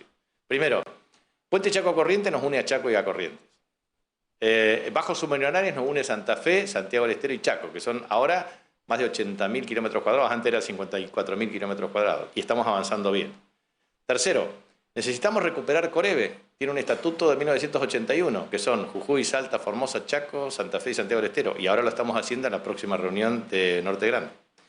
Cuarto, el tema de las 7 provincias signatarias que tienen que ver con la hidrovía Paraná-Paraguay. Y por último, Norte Grande, que son las 10 provincias. O sea, nosotros necesitamos recuperar nuestra identidad regional. Desde el punto de vista del puente, bueno, lo primero que hice cuando asumí el 10 de diciembre del 2019 es venir a verlo aquí al gobernador Gustavo Valdés. Y le dije, hagamos una manifestación de interés en la voluntad de construir el puente. Ambos suscribimos la nota, la elevamos al gobierno nacional, con el presidente Alberto Fernández y el ministro Catopois, y ahí empezó. Primero, la manifestación de interés. Segundo, la garantía del Tesoro, que acá todos los diputados que están la aprobaron en el Congreso de la Nación. Tercero, trabajamos 3 vías de financiamiento. Trabajamos a través del convenio país-país con la República Popular China, trabajamos iniciativa privada y trabajamos licitación pública internacional con financiamiento. En las 3 opciones, bueno, fuimos descartando con múltiples reuniones, pero es importante remarcar que en el año 2014, porque yo he recibido muchas críticas de acá, que me decían que yo no hacía nada, qué sé yo, pero en el año 2014 hicimos la firma de un convenio entre Vialidad Nacional para contratar todos los estudios técnicos para el proyecto ejecutivo del puente. Y eso está hecho. O sea, hoy existe proyecto ejecutivo del puente Chaco Corrientes. Eso es importante porque sin proyecto ejecutivo no se puede hacer. Ese proyecto ejecutivo tiene todos los estudios hidrológicos, ambientales, etcétera, etcétera, y eso permite ver que la obra hoy sale 943 millones de dólares. Eso tiene 772 metros de puente, viaducto, accesos, y tiene lo que se denomina todo lo que es el tema de, claro, circunvalación, travesías urbanas, etc. Las travesías urbanas son dos acá, la 12 acá y la 11 nuestra. La 11 la inauguramos el próximo 15. La 12 está avanzando de una manera gradual. Claro, sí, pero bueno, ella tiene que ir trabajando para que este año se pueda inaugurar. La 12. La otra cuestión que es importante entre las dos travesías es la circunvalación. Nosotros en el caso nuestro, en Chaco tenemos la circunvalación y esa circunvalación ya se licitó y estimamos nosotros que en abril se adjudica con la firma de contrato para empezar mayo-junio. Eso significa más o menos 22,5 kilómetros que toma autovía Ruta 11, 16 y 11 nuevamente. Y acá es un esquema para unir con Paso a la Patria, digamos. En ese contexto, lo que nosotros estamos haciendo ahora es travesía urbana, circunvalación y, obviamente, puente propiamente dicho. Nosotros el día martes tuvimos una reunión con el Banco Interamericano de Desarrollo. La misión vino específicamente porque esto está incorporado en el mensaje del presidente el 1 de marzo del año 2022 para la incorporación de 120 obras estratégicas y esta era la primera. Entonces, se propició la negociación con el Banco Interamericano de Desarrollo y ellos manifestaron voluntad e interés. De manera tal de que ahora ya estamos con la evaluación finita del proyecto ejecutivo, el esquema de contrapartida local y financiamiento BIT, que iría más o menos al board, al directorio, más o menos de acá al mes de junio. La hipótesis que estamos trabajando nosotros es la posibilidad de licitar ad referéndum del directorio, de manera tal de agilizar los pasos. De manera que nosotros hoy estamos generando la condición para que el puente se licite, se adjudique durante este año 2023 y se propicie la iniciación. Es un tema que tiene gran compromiso del Gobierno Nacional y gran compromiso del Banco Interamericano de Desarrollo. O sea, hemos descartado otras vías de financiamiento porque hemos hablado con todo lo que se te ocurra. Y creo que ya está muy bien encaminado. Yo estuve con el presidente de la Corporación Andina de Fomento y el vicepresidente con el objeto también de propiciar el esquema de financiamiento del puente Bermejo-Ñembucú, con el objeto de establecer un mecanismo que nos permita, ya tenemos ahí anteproyecto financiado por Fomplata y vamos a ver si podemos meterlo por Fomplata. Nosotros también en Chaco estamos trabajando en todo el tema de la autovía Ruta 11 para unir con la intersección de la Ruta 90 para llegar a Formosa y extendernos hacia Salta. Pero bueno, Argentina necesita 10.000 kilómetros de autovía, autopistas, etcétera. Hay que poner mucho. Pero lo que queda claro es que esta es una obra prioritaria, con proyecto ejecutivo finalizado, con financiamiento del BID en proceso de concreción y garantizado. De manera que el gran desafío es que este año se empiece la obra. Y esa es una obra que tiene, vuelvo a insistir, un plazo de 940, o sea, un monto de 943 millones de dólares, un plazo de 5 años de ejecución y obviamente las obras complementarias correspondientes. O sea que las obras van a ser de 2, 3 a 5 años entre circunvalaciones, travesías y puente propiamente dicho.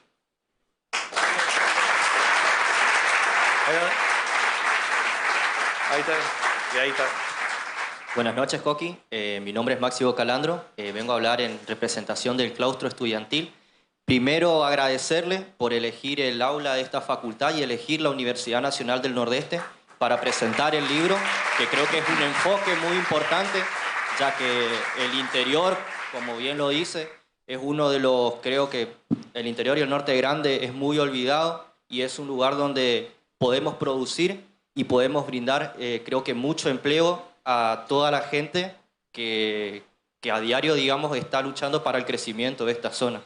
A modo de pregunta, también le hago qué posibilidad hay, creo, de que los estudiantes universitarios tengamos acceso, creo que tanto a lugares, digamos, estratégicos en el sector público y privado, ya sea pasantías y para que se sigan, digamos, capacitando, ya que es muy importante la formación de cuadros técnicos para seguir adelante con este proyecto de país que usted está, digamos, está presentando y que tiene, hacia Argentina puede llegar a ser una potencia y también tener educación tanto de calidad y salud, que es muy importante, digamos, en el desarrollo de este país.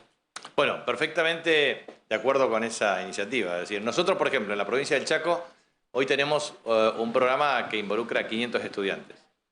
Eso lo separamos de la siguiente manera. Primero, pasantías.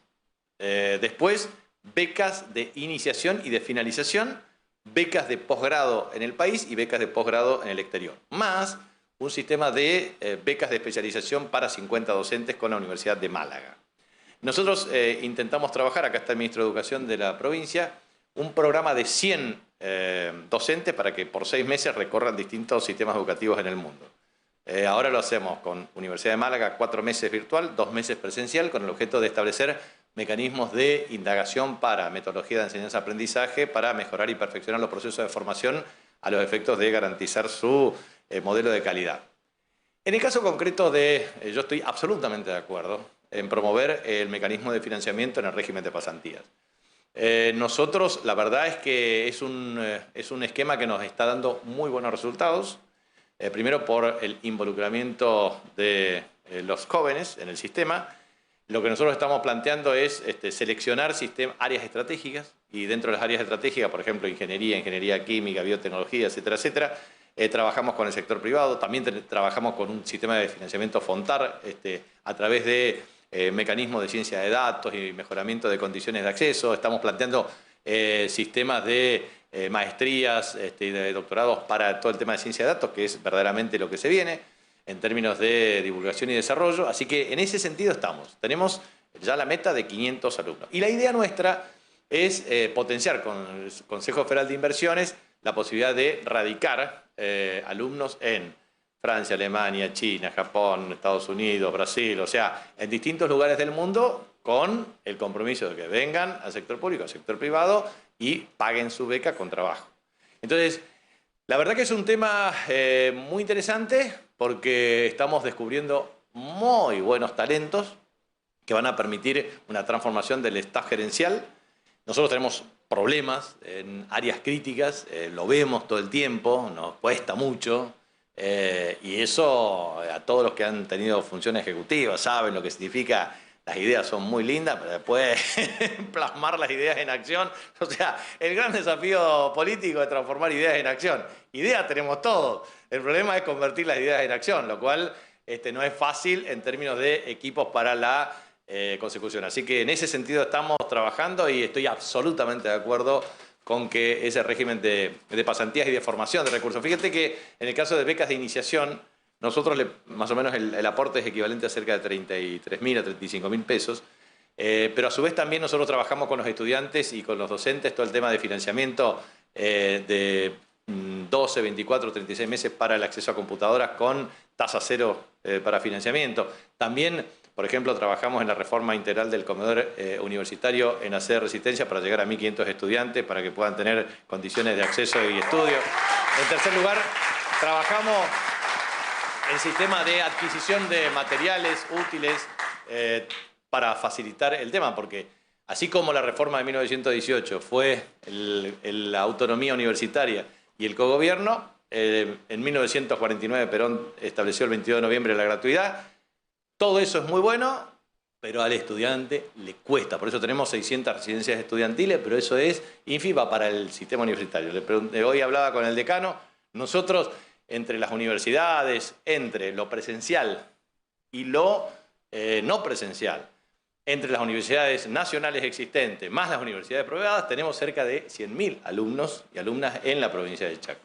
Entonces es muy importante todo el proceso de formación para garantizar un proceso de transformación. No sé si hay después también, fíjate que yo ahí, y así terminamos. 3. ¿Sí? Y ahí está. 2 más. Ahí. ¿Les parece? Buenas noches, gobernador. Porque los más jóvenes sobre todo se tienen que ir a bailar a esta hora. ¿Qué van a escuchar ahí? Nosotros pues ya somos unos aburridos, pero ustedes ¿por qué? Bueno, igual es un gusto estar acá escuchándolo. ¿Por qué se van a aburrir con nosotros? Bueno, muchas gracias, muchas gracias. Gracias por el cumplido. Bueno, me presento, mi nombre es Rocío Rodríguez, yo también estudio Derecho, tengo 19 años y ahora que lo escucho a usted, antes de leer su libro, que no tengo ninguna duda que conociendo su capacidad va a ser una obra maestra, no lo dudo, usted habla reiteradas veces de lo que es el centralismo porteño. El centralismo porteño, como todos los compañeros del Norte Grande sabemos, es una conversación muy recurrente para nosotros los militantes. Desde el que está en secundario y forma un centro de estudiantes, desde el que está en la universidad, como nosotros que militamos, hasta los trabajadores. Y es un problema que se viene planteando hace mucho tiempo. Y hay muchos compañeros que durante años y años de militancia en los diferentes lugares que han ocupado, como ministros, como gobernadores, han tenido el coraje suficiente para plantear esta problemática. Y uno de los mejores ejemplos para todo esto es Néstor Kirchner. También hablar de que en el Norte Grande hay pavimento, hay agua, a lo largo y ancho de nuestras provincias hay fibras ópticas inalámbricas también que conectan. Entonces hablar de que el Norte Grande, por más de que es olvidado, también crece. Crece ampliamente y preguntarle puntualmente de su lugar de gobernador y más allá también en el marco de este libro, ¿qué es lo que plantea usted trayendo este problema que se repite para solucionarlo? ¿Cuál es el planteamiento concreto y la solución concreta para esta problemática que nos trasciende hace tanto tiempo? Bueno, precisamente el diseño es un diseño de organización de un nuevo país. Por eso planteábamos un diseño de carácter político e institucional, un diseño económico y un diseño social. Dentro del diseño, para romper con el centralismo, la nueva organización pretende establecer lo siguiente. Primero, 3 corredores bioceánicos de carácter estratégico. El corredor bioceánico norte, el corredor bioceánico central, el corredor bioceánico patagónico, el aprovechamiento de la hidrovía Paraná-Paraguay con el sistema fluvial marítimo, los pasos fronterizos, puedo citar en el norte Jama, Sico, San Francisco, Pircas Negras, puedo citar Puerto de Diamante, Antofagasta, Iquique, por ejemplo. Y en ese contexto, obviamente unir Sao Paulo con toda la conexión Santos, etcétera, con Paranaguá, etcétera, digo, los puertos del Atlántico con los puertos del Pacífico. Eso requiere claramente inversión en red de fibra óptica. Red de fibra óptica es muy importante para la conectividad, red vial en términos de rutas y autovías, red energética, red vinculada y asociada al tema de la integración del sistema ferroviario con el sistema fluvial y marítimo con los pasos fronterizos. Eso corrige asimetrías por varias razones. Primero porque reduce los costos de flete, integra los sistemas de transporte multimodal y en consecuencia logra aumentar la competitividad y los incentivos en valor agregado de origen. De manera que eso realmente genera una matriz de base exportadora en base a los incentivos correspondientes de la organización. Entonces, eso es lo que vas a lograr, digamos. Vas a lograr un nuevo diseño desde el punto de vista de la organización del sistema federal, porque vas a potenciar las actividades locales. Eso también implica, por ejemplo, radicación de procesos de desarrollo de cadenas de valor en la zona. Por ejemplo, ¿por qué están concentradas en Rosario las plantas de biodiesel? Por una razón muy sencilla. Porque de la soja el 20%, o sea, el resto es pellet, el 20% es aceite, se lo mezcla, bla, bla, con el esquema para el esquema de corte. Entonces vos tenés primero una disputa con las petroleras, cuál es la tasa de corte. Segundo, la calidad correspondiente. Tercero, que el pellet después, si lo producís acá, después lo tenés que mandar y los costos de flete son extremadamente elevados. Entonces, lo que uno tiene que tener es un sistema de transporte automotor de cargas integrado al sistema ferroviario, integrado al sistema fluvial y integrado al sistema marítimo con el objeto de lograr reducción de costos. Cuando uno reduce los costos, obviamente tiene un alto impacto. Segundo, obviamente los insumos y la energía. El gas te baja 38% los niveles de costo de producción en cualquiera de las plantas industriales. Por lo tanto, no es lo mismo tener gas que pagás más barato o si no lo tiene que subsidiar el Estado, porque si no, no es competitiva la radicación de ninguna empresa en la región. Entonces, no es lo mismo tener la radicación industrial con valor agregado en origen para procesar desde soja, girasol, sorgo, maíz, etc. A su vez, es necesario lograr la diversificación de productos, pero transformar cereales en carne en valor agregado en alimentos en contra del supermercado, que a su vez tiene que ver con marcas y agregados de valor. Entonces, por eso hay que plantear un nuevo diseño desde el punto de vista del país. Y para eso hay que tener inversiones. ¿Cuánto sale eso? 200.000 millones de dólares. ¿Cómo se puede financiar? Bueno, se puede financiar a un ritmo de estimativamente 10.000 millones de dólares por año. Lo podés hacer con 4.000 millones de dólares del sistema de organismos multilaterales de crédito y 6.000 millones de dólares con la transformación gradual del ELIC con el objeto de monetizar los mecanismos para la producción de bienes, servicios e infraestructura. Y si haces eso, automáticamente, como la inversión pública en materia de logística e infraestructura tiene doble impacto. El primer impacto es un impacto que está vinculado al shock de generación de empleo, al shock de efecto multiplicador en el desenvolvimiento de la economía, porque armás una red de proveedores. O sea, si tenés que hacer vías, tenés que tener talleres metalúrgicos y tener una red de proveedores metalúrgicos. Si vas a hacer el puente acá, tenés que tener una red de proveedores. O sea, eso significa pequeños, medianos talleres, grandes talleres, nuevas radicaciones. O sea, el diseño de la obra pública tiene un efecto multiplicador en el empleo y la transformación productiva de una región. Y en segundo lugar, te baja el costo. Y al bajar el costo, aumenta la propensión de valor agregado en origen. No quiero abrumar con datos, pero es necesario entender lo siguiente. Cuando mirás el mundo, el mundo tiene 510 millones de kilómetros cuadrados. 70% es tierra, es agua, 30% es tierra. El 70% de agua, 97% es salada, 3% dulce. Cuando vos haces esa conversión, el problema central es que tenés la red marítima es la que te conecta con los mercados del mundo. Por lo tanto, flota mercante marítima es absolutamente esencial para entender la vinculación desde el punto de vista del flete y su integración con el mundo. La segunda cuestión es que el 30% de tierra es 29% superficie agrícola, 27% superficie forestal. Del 29% superficie agrícola, 9% superficie cultivable. ¿Sabés cuántas hectáreas son? 1.400 millones. ¿Para qué? Para alimentar una población creciente. Entonces, si crece la población y no aumenta la productividad, tenemos hambrunas. Porque el precio de los bienes aumenta desproporcionadamente y genera exclusión social y hambruna. Eso es lo que tiene que ver con cómo haces para lograr definitivamente producir más alimento que pueda satisfacer la demanda mundial. Entonces, tenés que aprovechar y optimizar el sistema de consumo de reserva de agua dulce.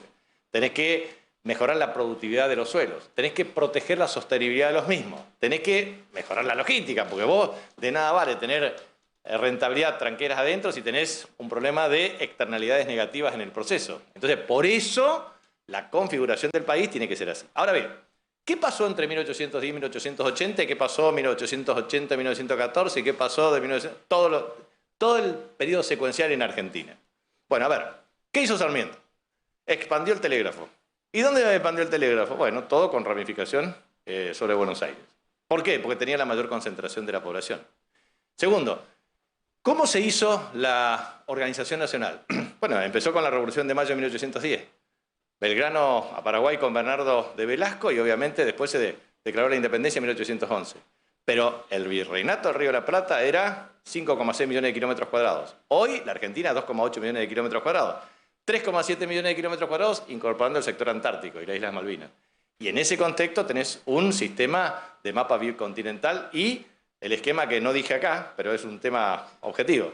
Tenés 2,8 millones de kilómetros cuadrados en tierra y 2,8 millones de kilómetros en mar. El mar nos roban 2.600 millones de dólares por falta de tecnología de control y fiscalización, que es la riqueza marítima. Entonces, ¿cómo se alimenta el mundo? Se alimenta con proteína y se alimenta con vegetales, frutas, verduras, hortalizas. ¿Cuánto se produce en Argentina? 200.000 hectáreas de hortalizas podemos producir, 150.000 de fruta. Ahora bien, para eso tenés que tener calidad genética, logística, etcétera, etcétera. ¿Para qué? Para llegar a los mercados del mundo y también para abastecer el mercado doméstico.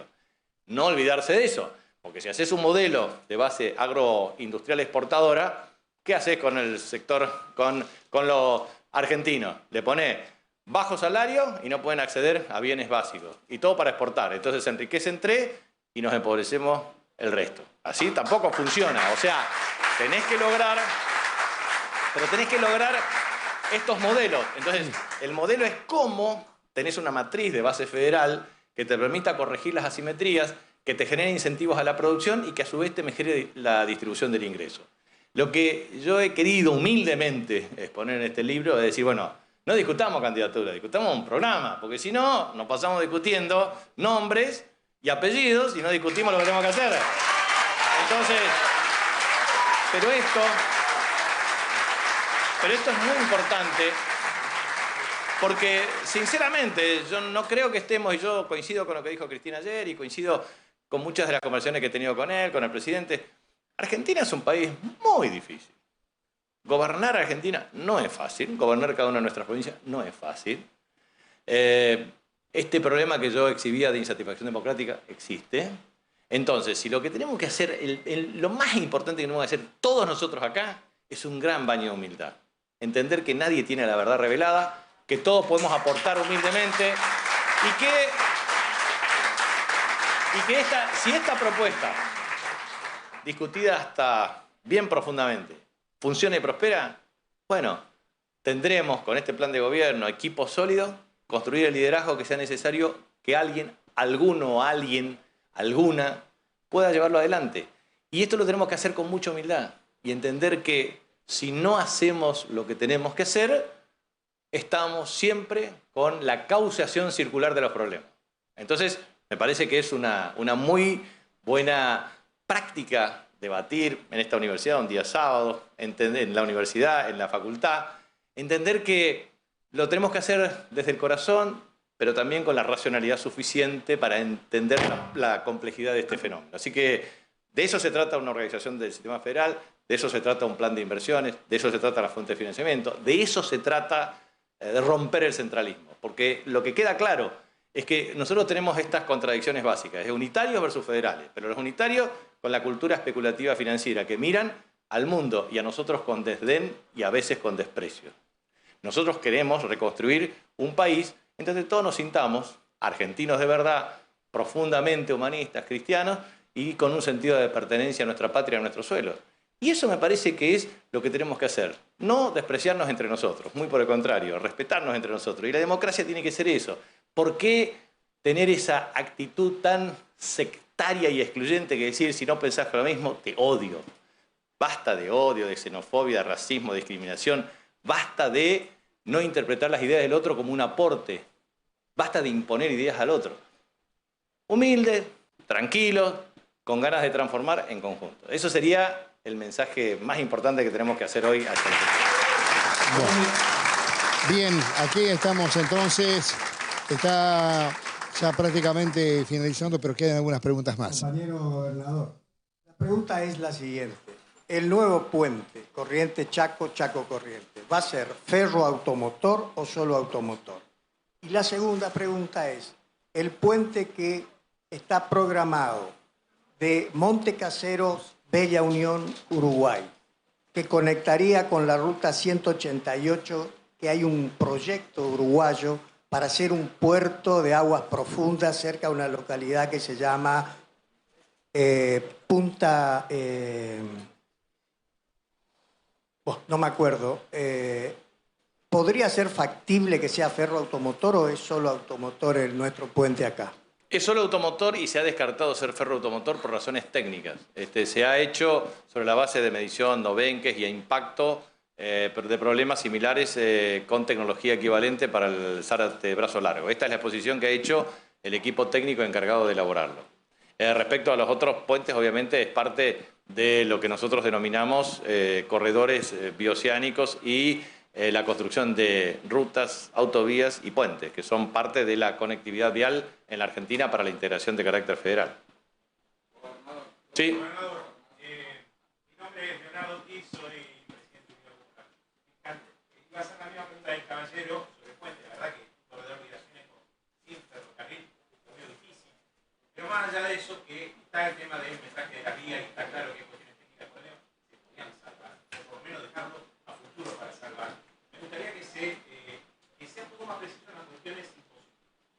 En el sistema impositivo argentino, y en cómo gastaría el Estado el ingreso que tenía. Porque se ha planteado objetivos muy grandes, plantea que el Estado sea herramienta ejecutor del plan, con cosas que compartimos todos los que estamos acá. Pero me gustaría que sea un poco más específico, por ejemplo, en el tema de impositivo, por ejemplo, minería. Que sabemos que tenemos un problema.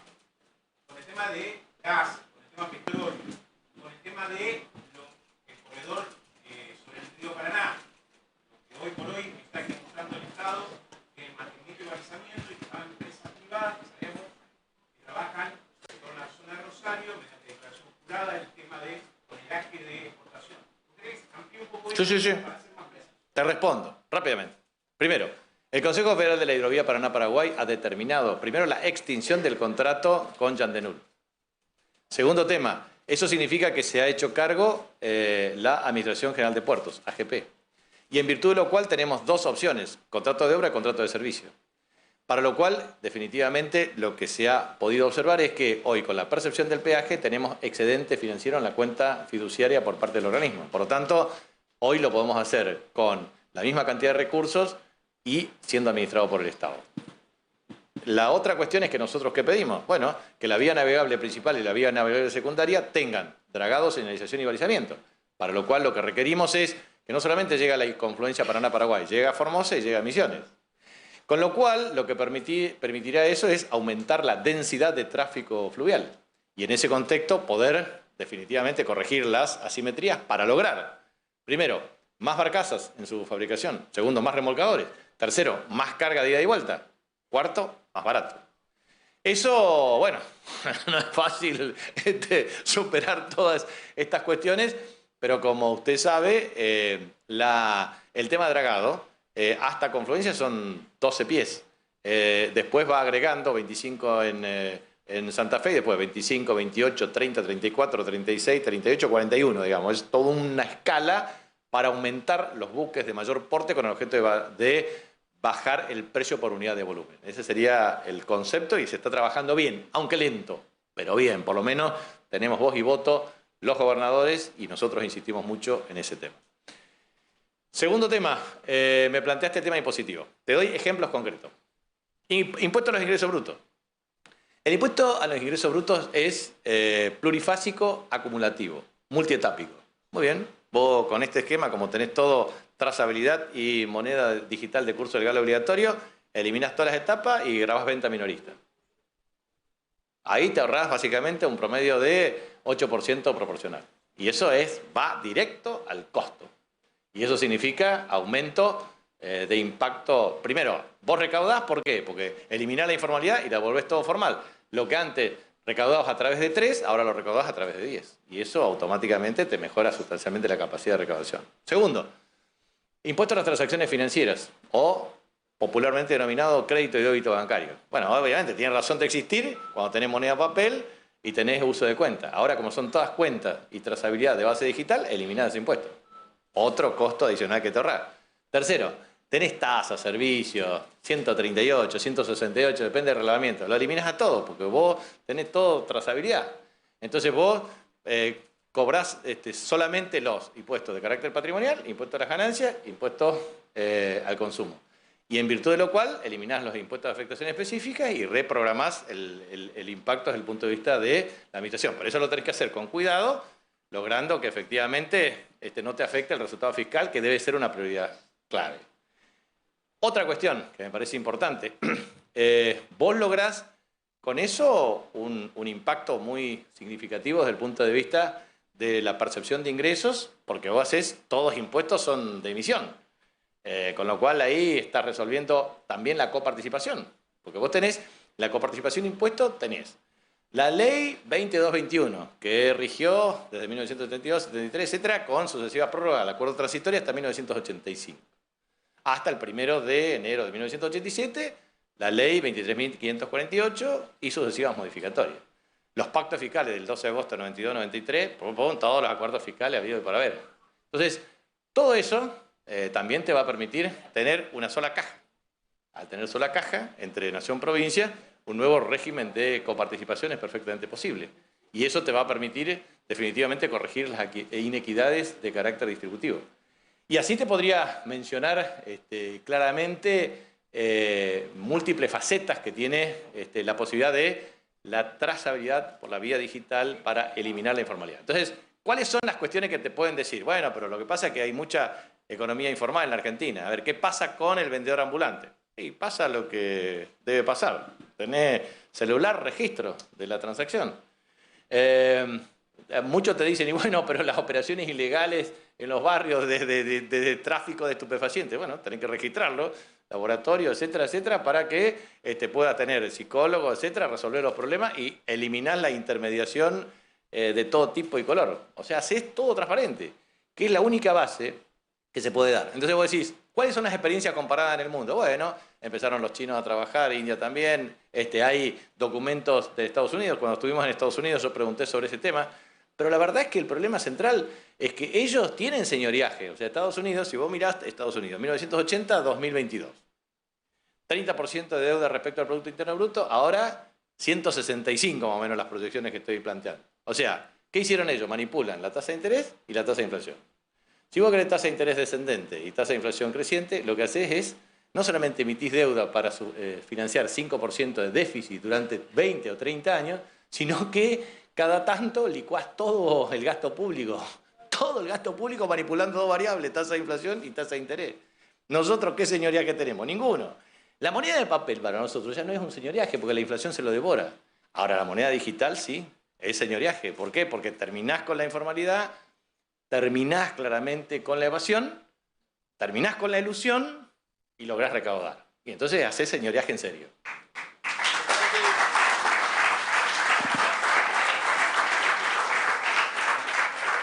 Sí, no sé. Muy bien. Compañero gobernador, esta no es, ya no es una pregunta.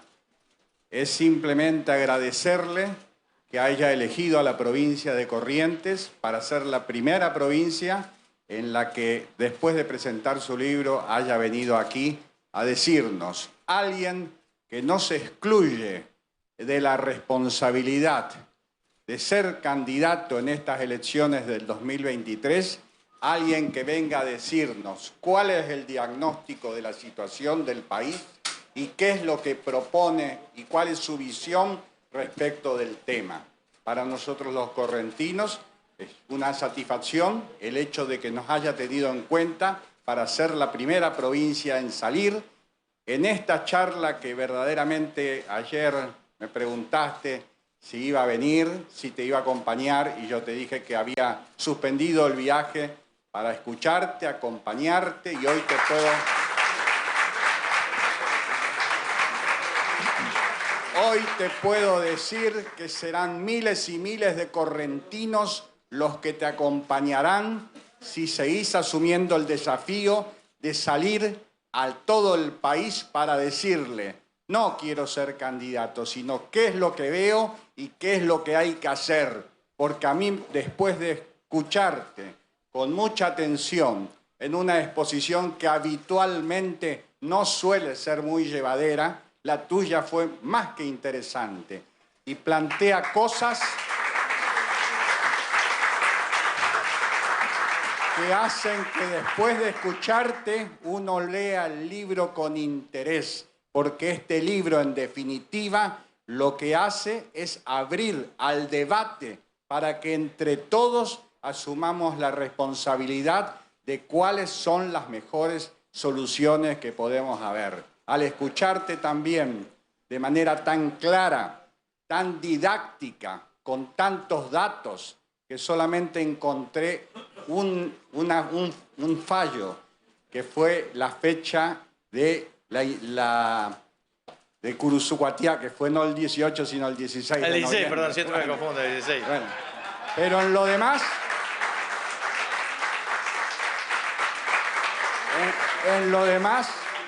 En lo demás, como dirigente, realmente me doy cuenta lo poco que sé. Y yo te felicito porque vos, a pesar de toda la responsabilidad que tenés en el Chaco, tenés la fuerza suficiente como para salir al país a decirle lo que crees que hay que hacer. Y esto, lo hablamos ya hace unas semanas atrás, creo que es un gran desafío y repito, me comprometo personalmente, en la medida en que esto siga adelante, en salir a acompañarte a otras provincias en las que pueda nuestro equipo poder ayudar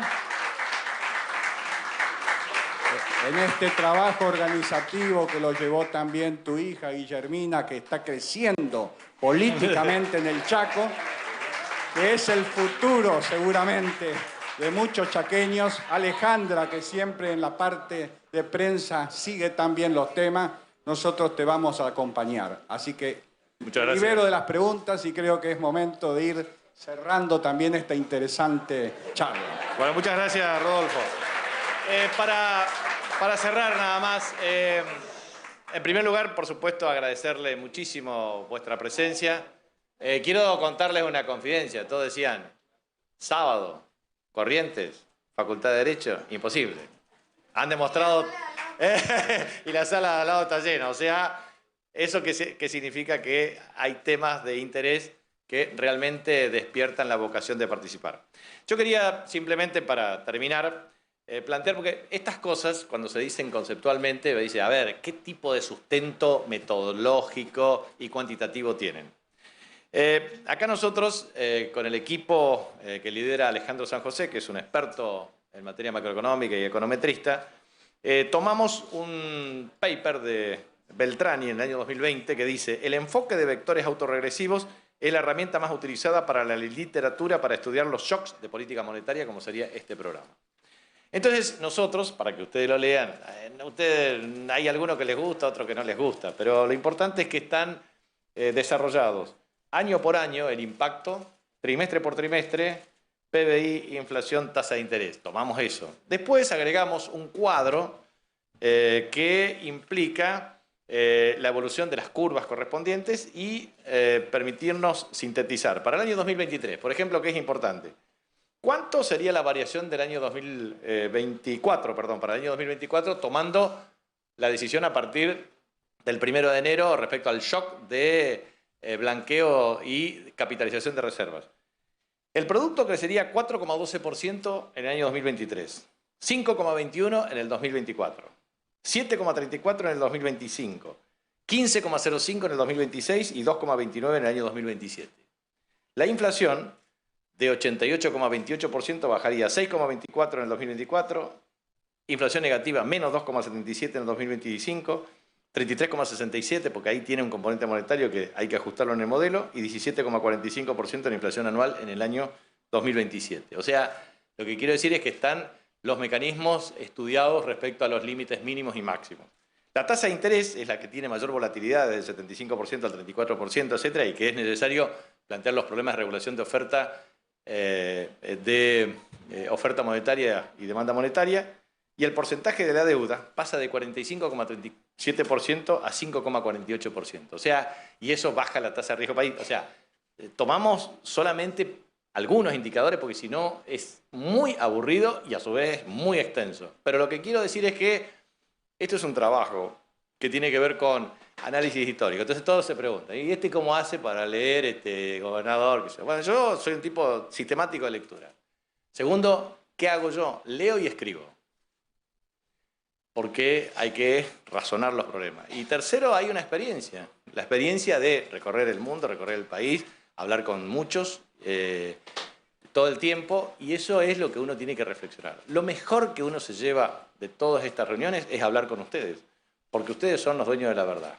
Yo siempre le transmito al que quiera hacer política, les doy algunos consejos. Le digo, a ver, ¿qué consejo me daría? Y le digo eso para todos ustedes también, si me permiten, con mucha humildad.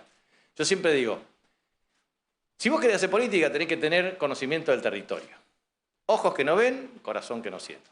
Entonces, ¿qué tenés que hacer como político? Tenés que ir casa por casa. No me diga que tenés que ir a la... Porque viste que ahora muchos creen que es ir a la televisión, sacarse una foto, mandar por Facebook, etcétera, etcétera. Después ir a un programa de televisión, después a una radio. Y con eso sos un dirigente político. No, señores, ni señoras. Un dirigente político... No, pero un dirigente político es casa por casa. Ojos que no ven, corazón que no siente. ¿Qué significa? No, porque es un tema muy importante. Porque si uno no logra hablar con la gente... ¿Saben qué es lo que más le enseña a un dirigente político? La gente.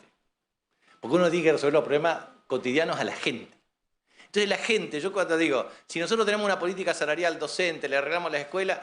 La familia manda a su hijo a la escuela. Ya es un primer cuadro de organización. Si le pagamos bien a la policía, tiene la seguridad. Si el hospital funciona, arreglás la vida de la gente, organizando bien el Estado. Ahora, si tenés deuda, esto es lo mismo que le pasa a cada uno de ustedes en la familia. Si vos tenés deuda, le debés a cada vecino, no podés salir a la calle, así no puede funcionar. Entonces vos tenés que funcionar como funcionaría en un hogar. Entonces, primer concepto... Territorio, conocer el territorio. Ojos que no ven, corazón que no siente. Segundo consejo que yo siempre doy es, una vez que conoces el territorio, conoces a la gente, de carne y hueso, con sus problemas, sus vicisitudes, sus dificultades. Y ahí te das cuenta, la pobreza, la indigencia, los conflictos, los problemas. El consumo problemático es un problema, que no te alcance la plata es un problema. Todos los días tenés problemas. Entonces es muy importante conocer el territorio y los problemas. Tercer consejo, una vez que conociste el territorio y los problemas, tenés que tener una tercera cuestión, que es entender las soluciones. Porque si vos vas a comentar los problemas, para eso están distinguidos periodistas y medios de comunicación que lo hacen mucho mejor que nosotros. Entonces, lo que uno tiene que hacer es territorio, gente, problemas. Territorio, personas, problemas.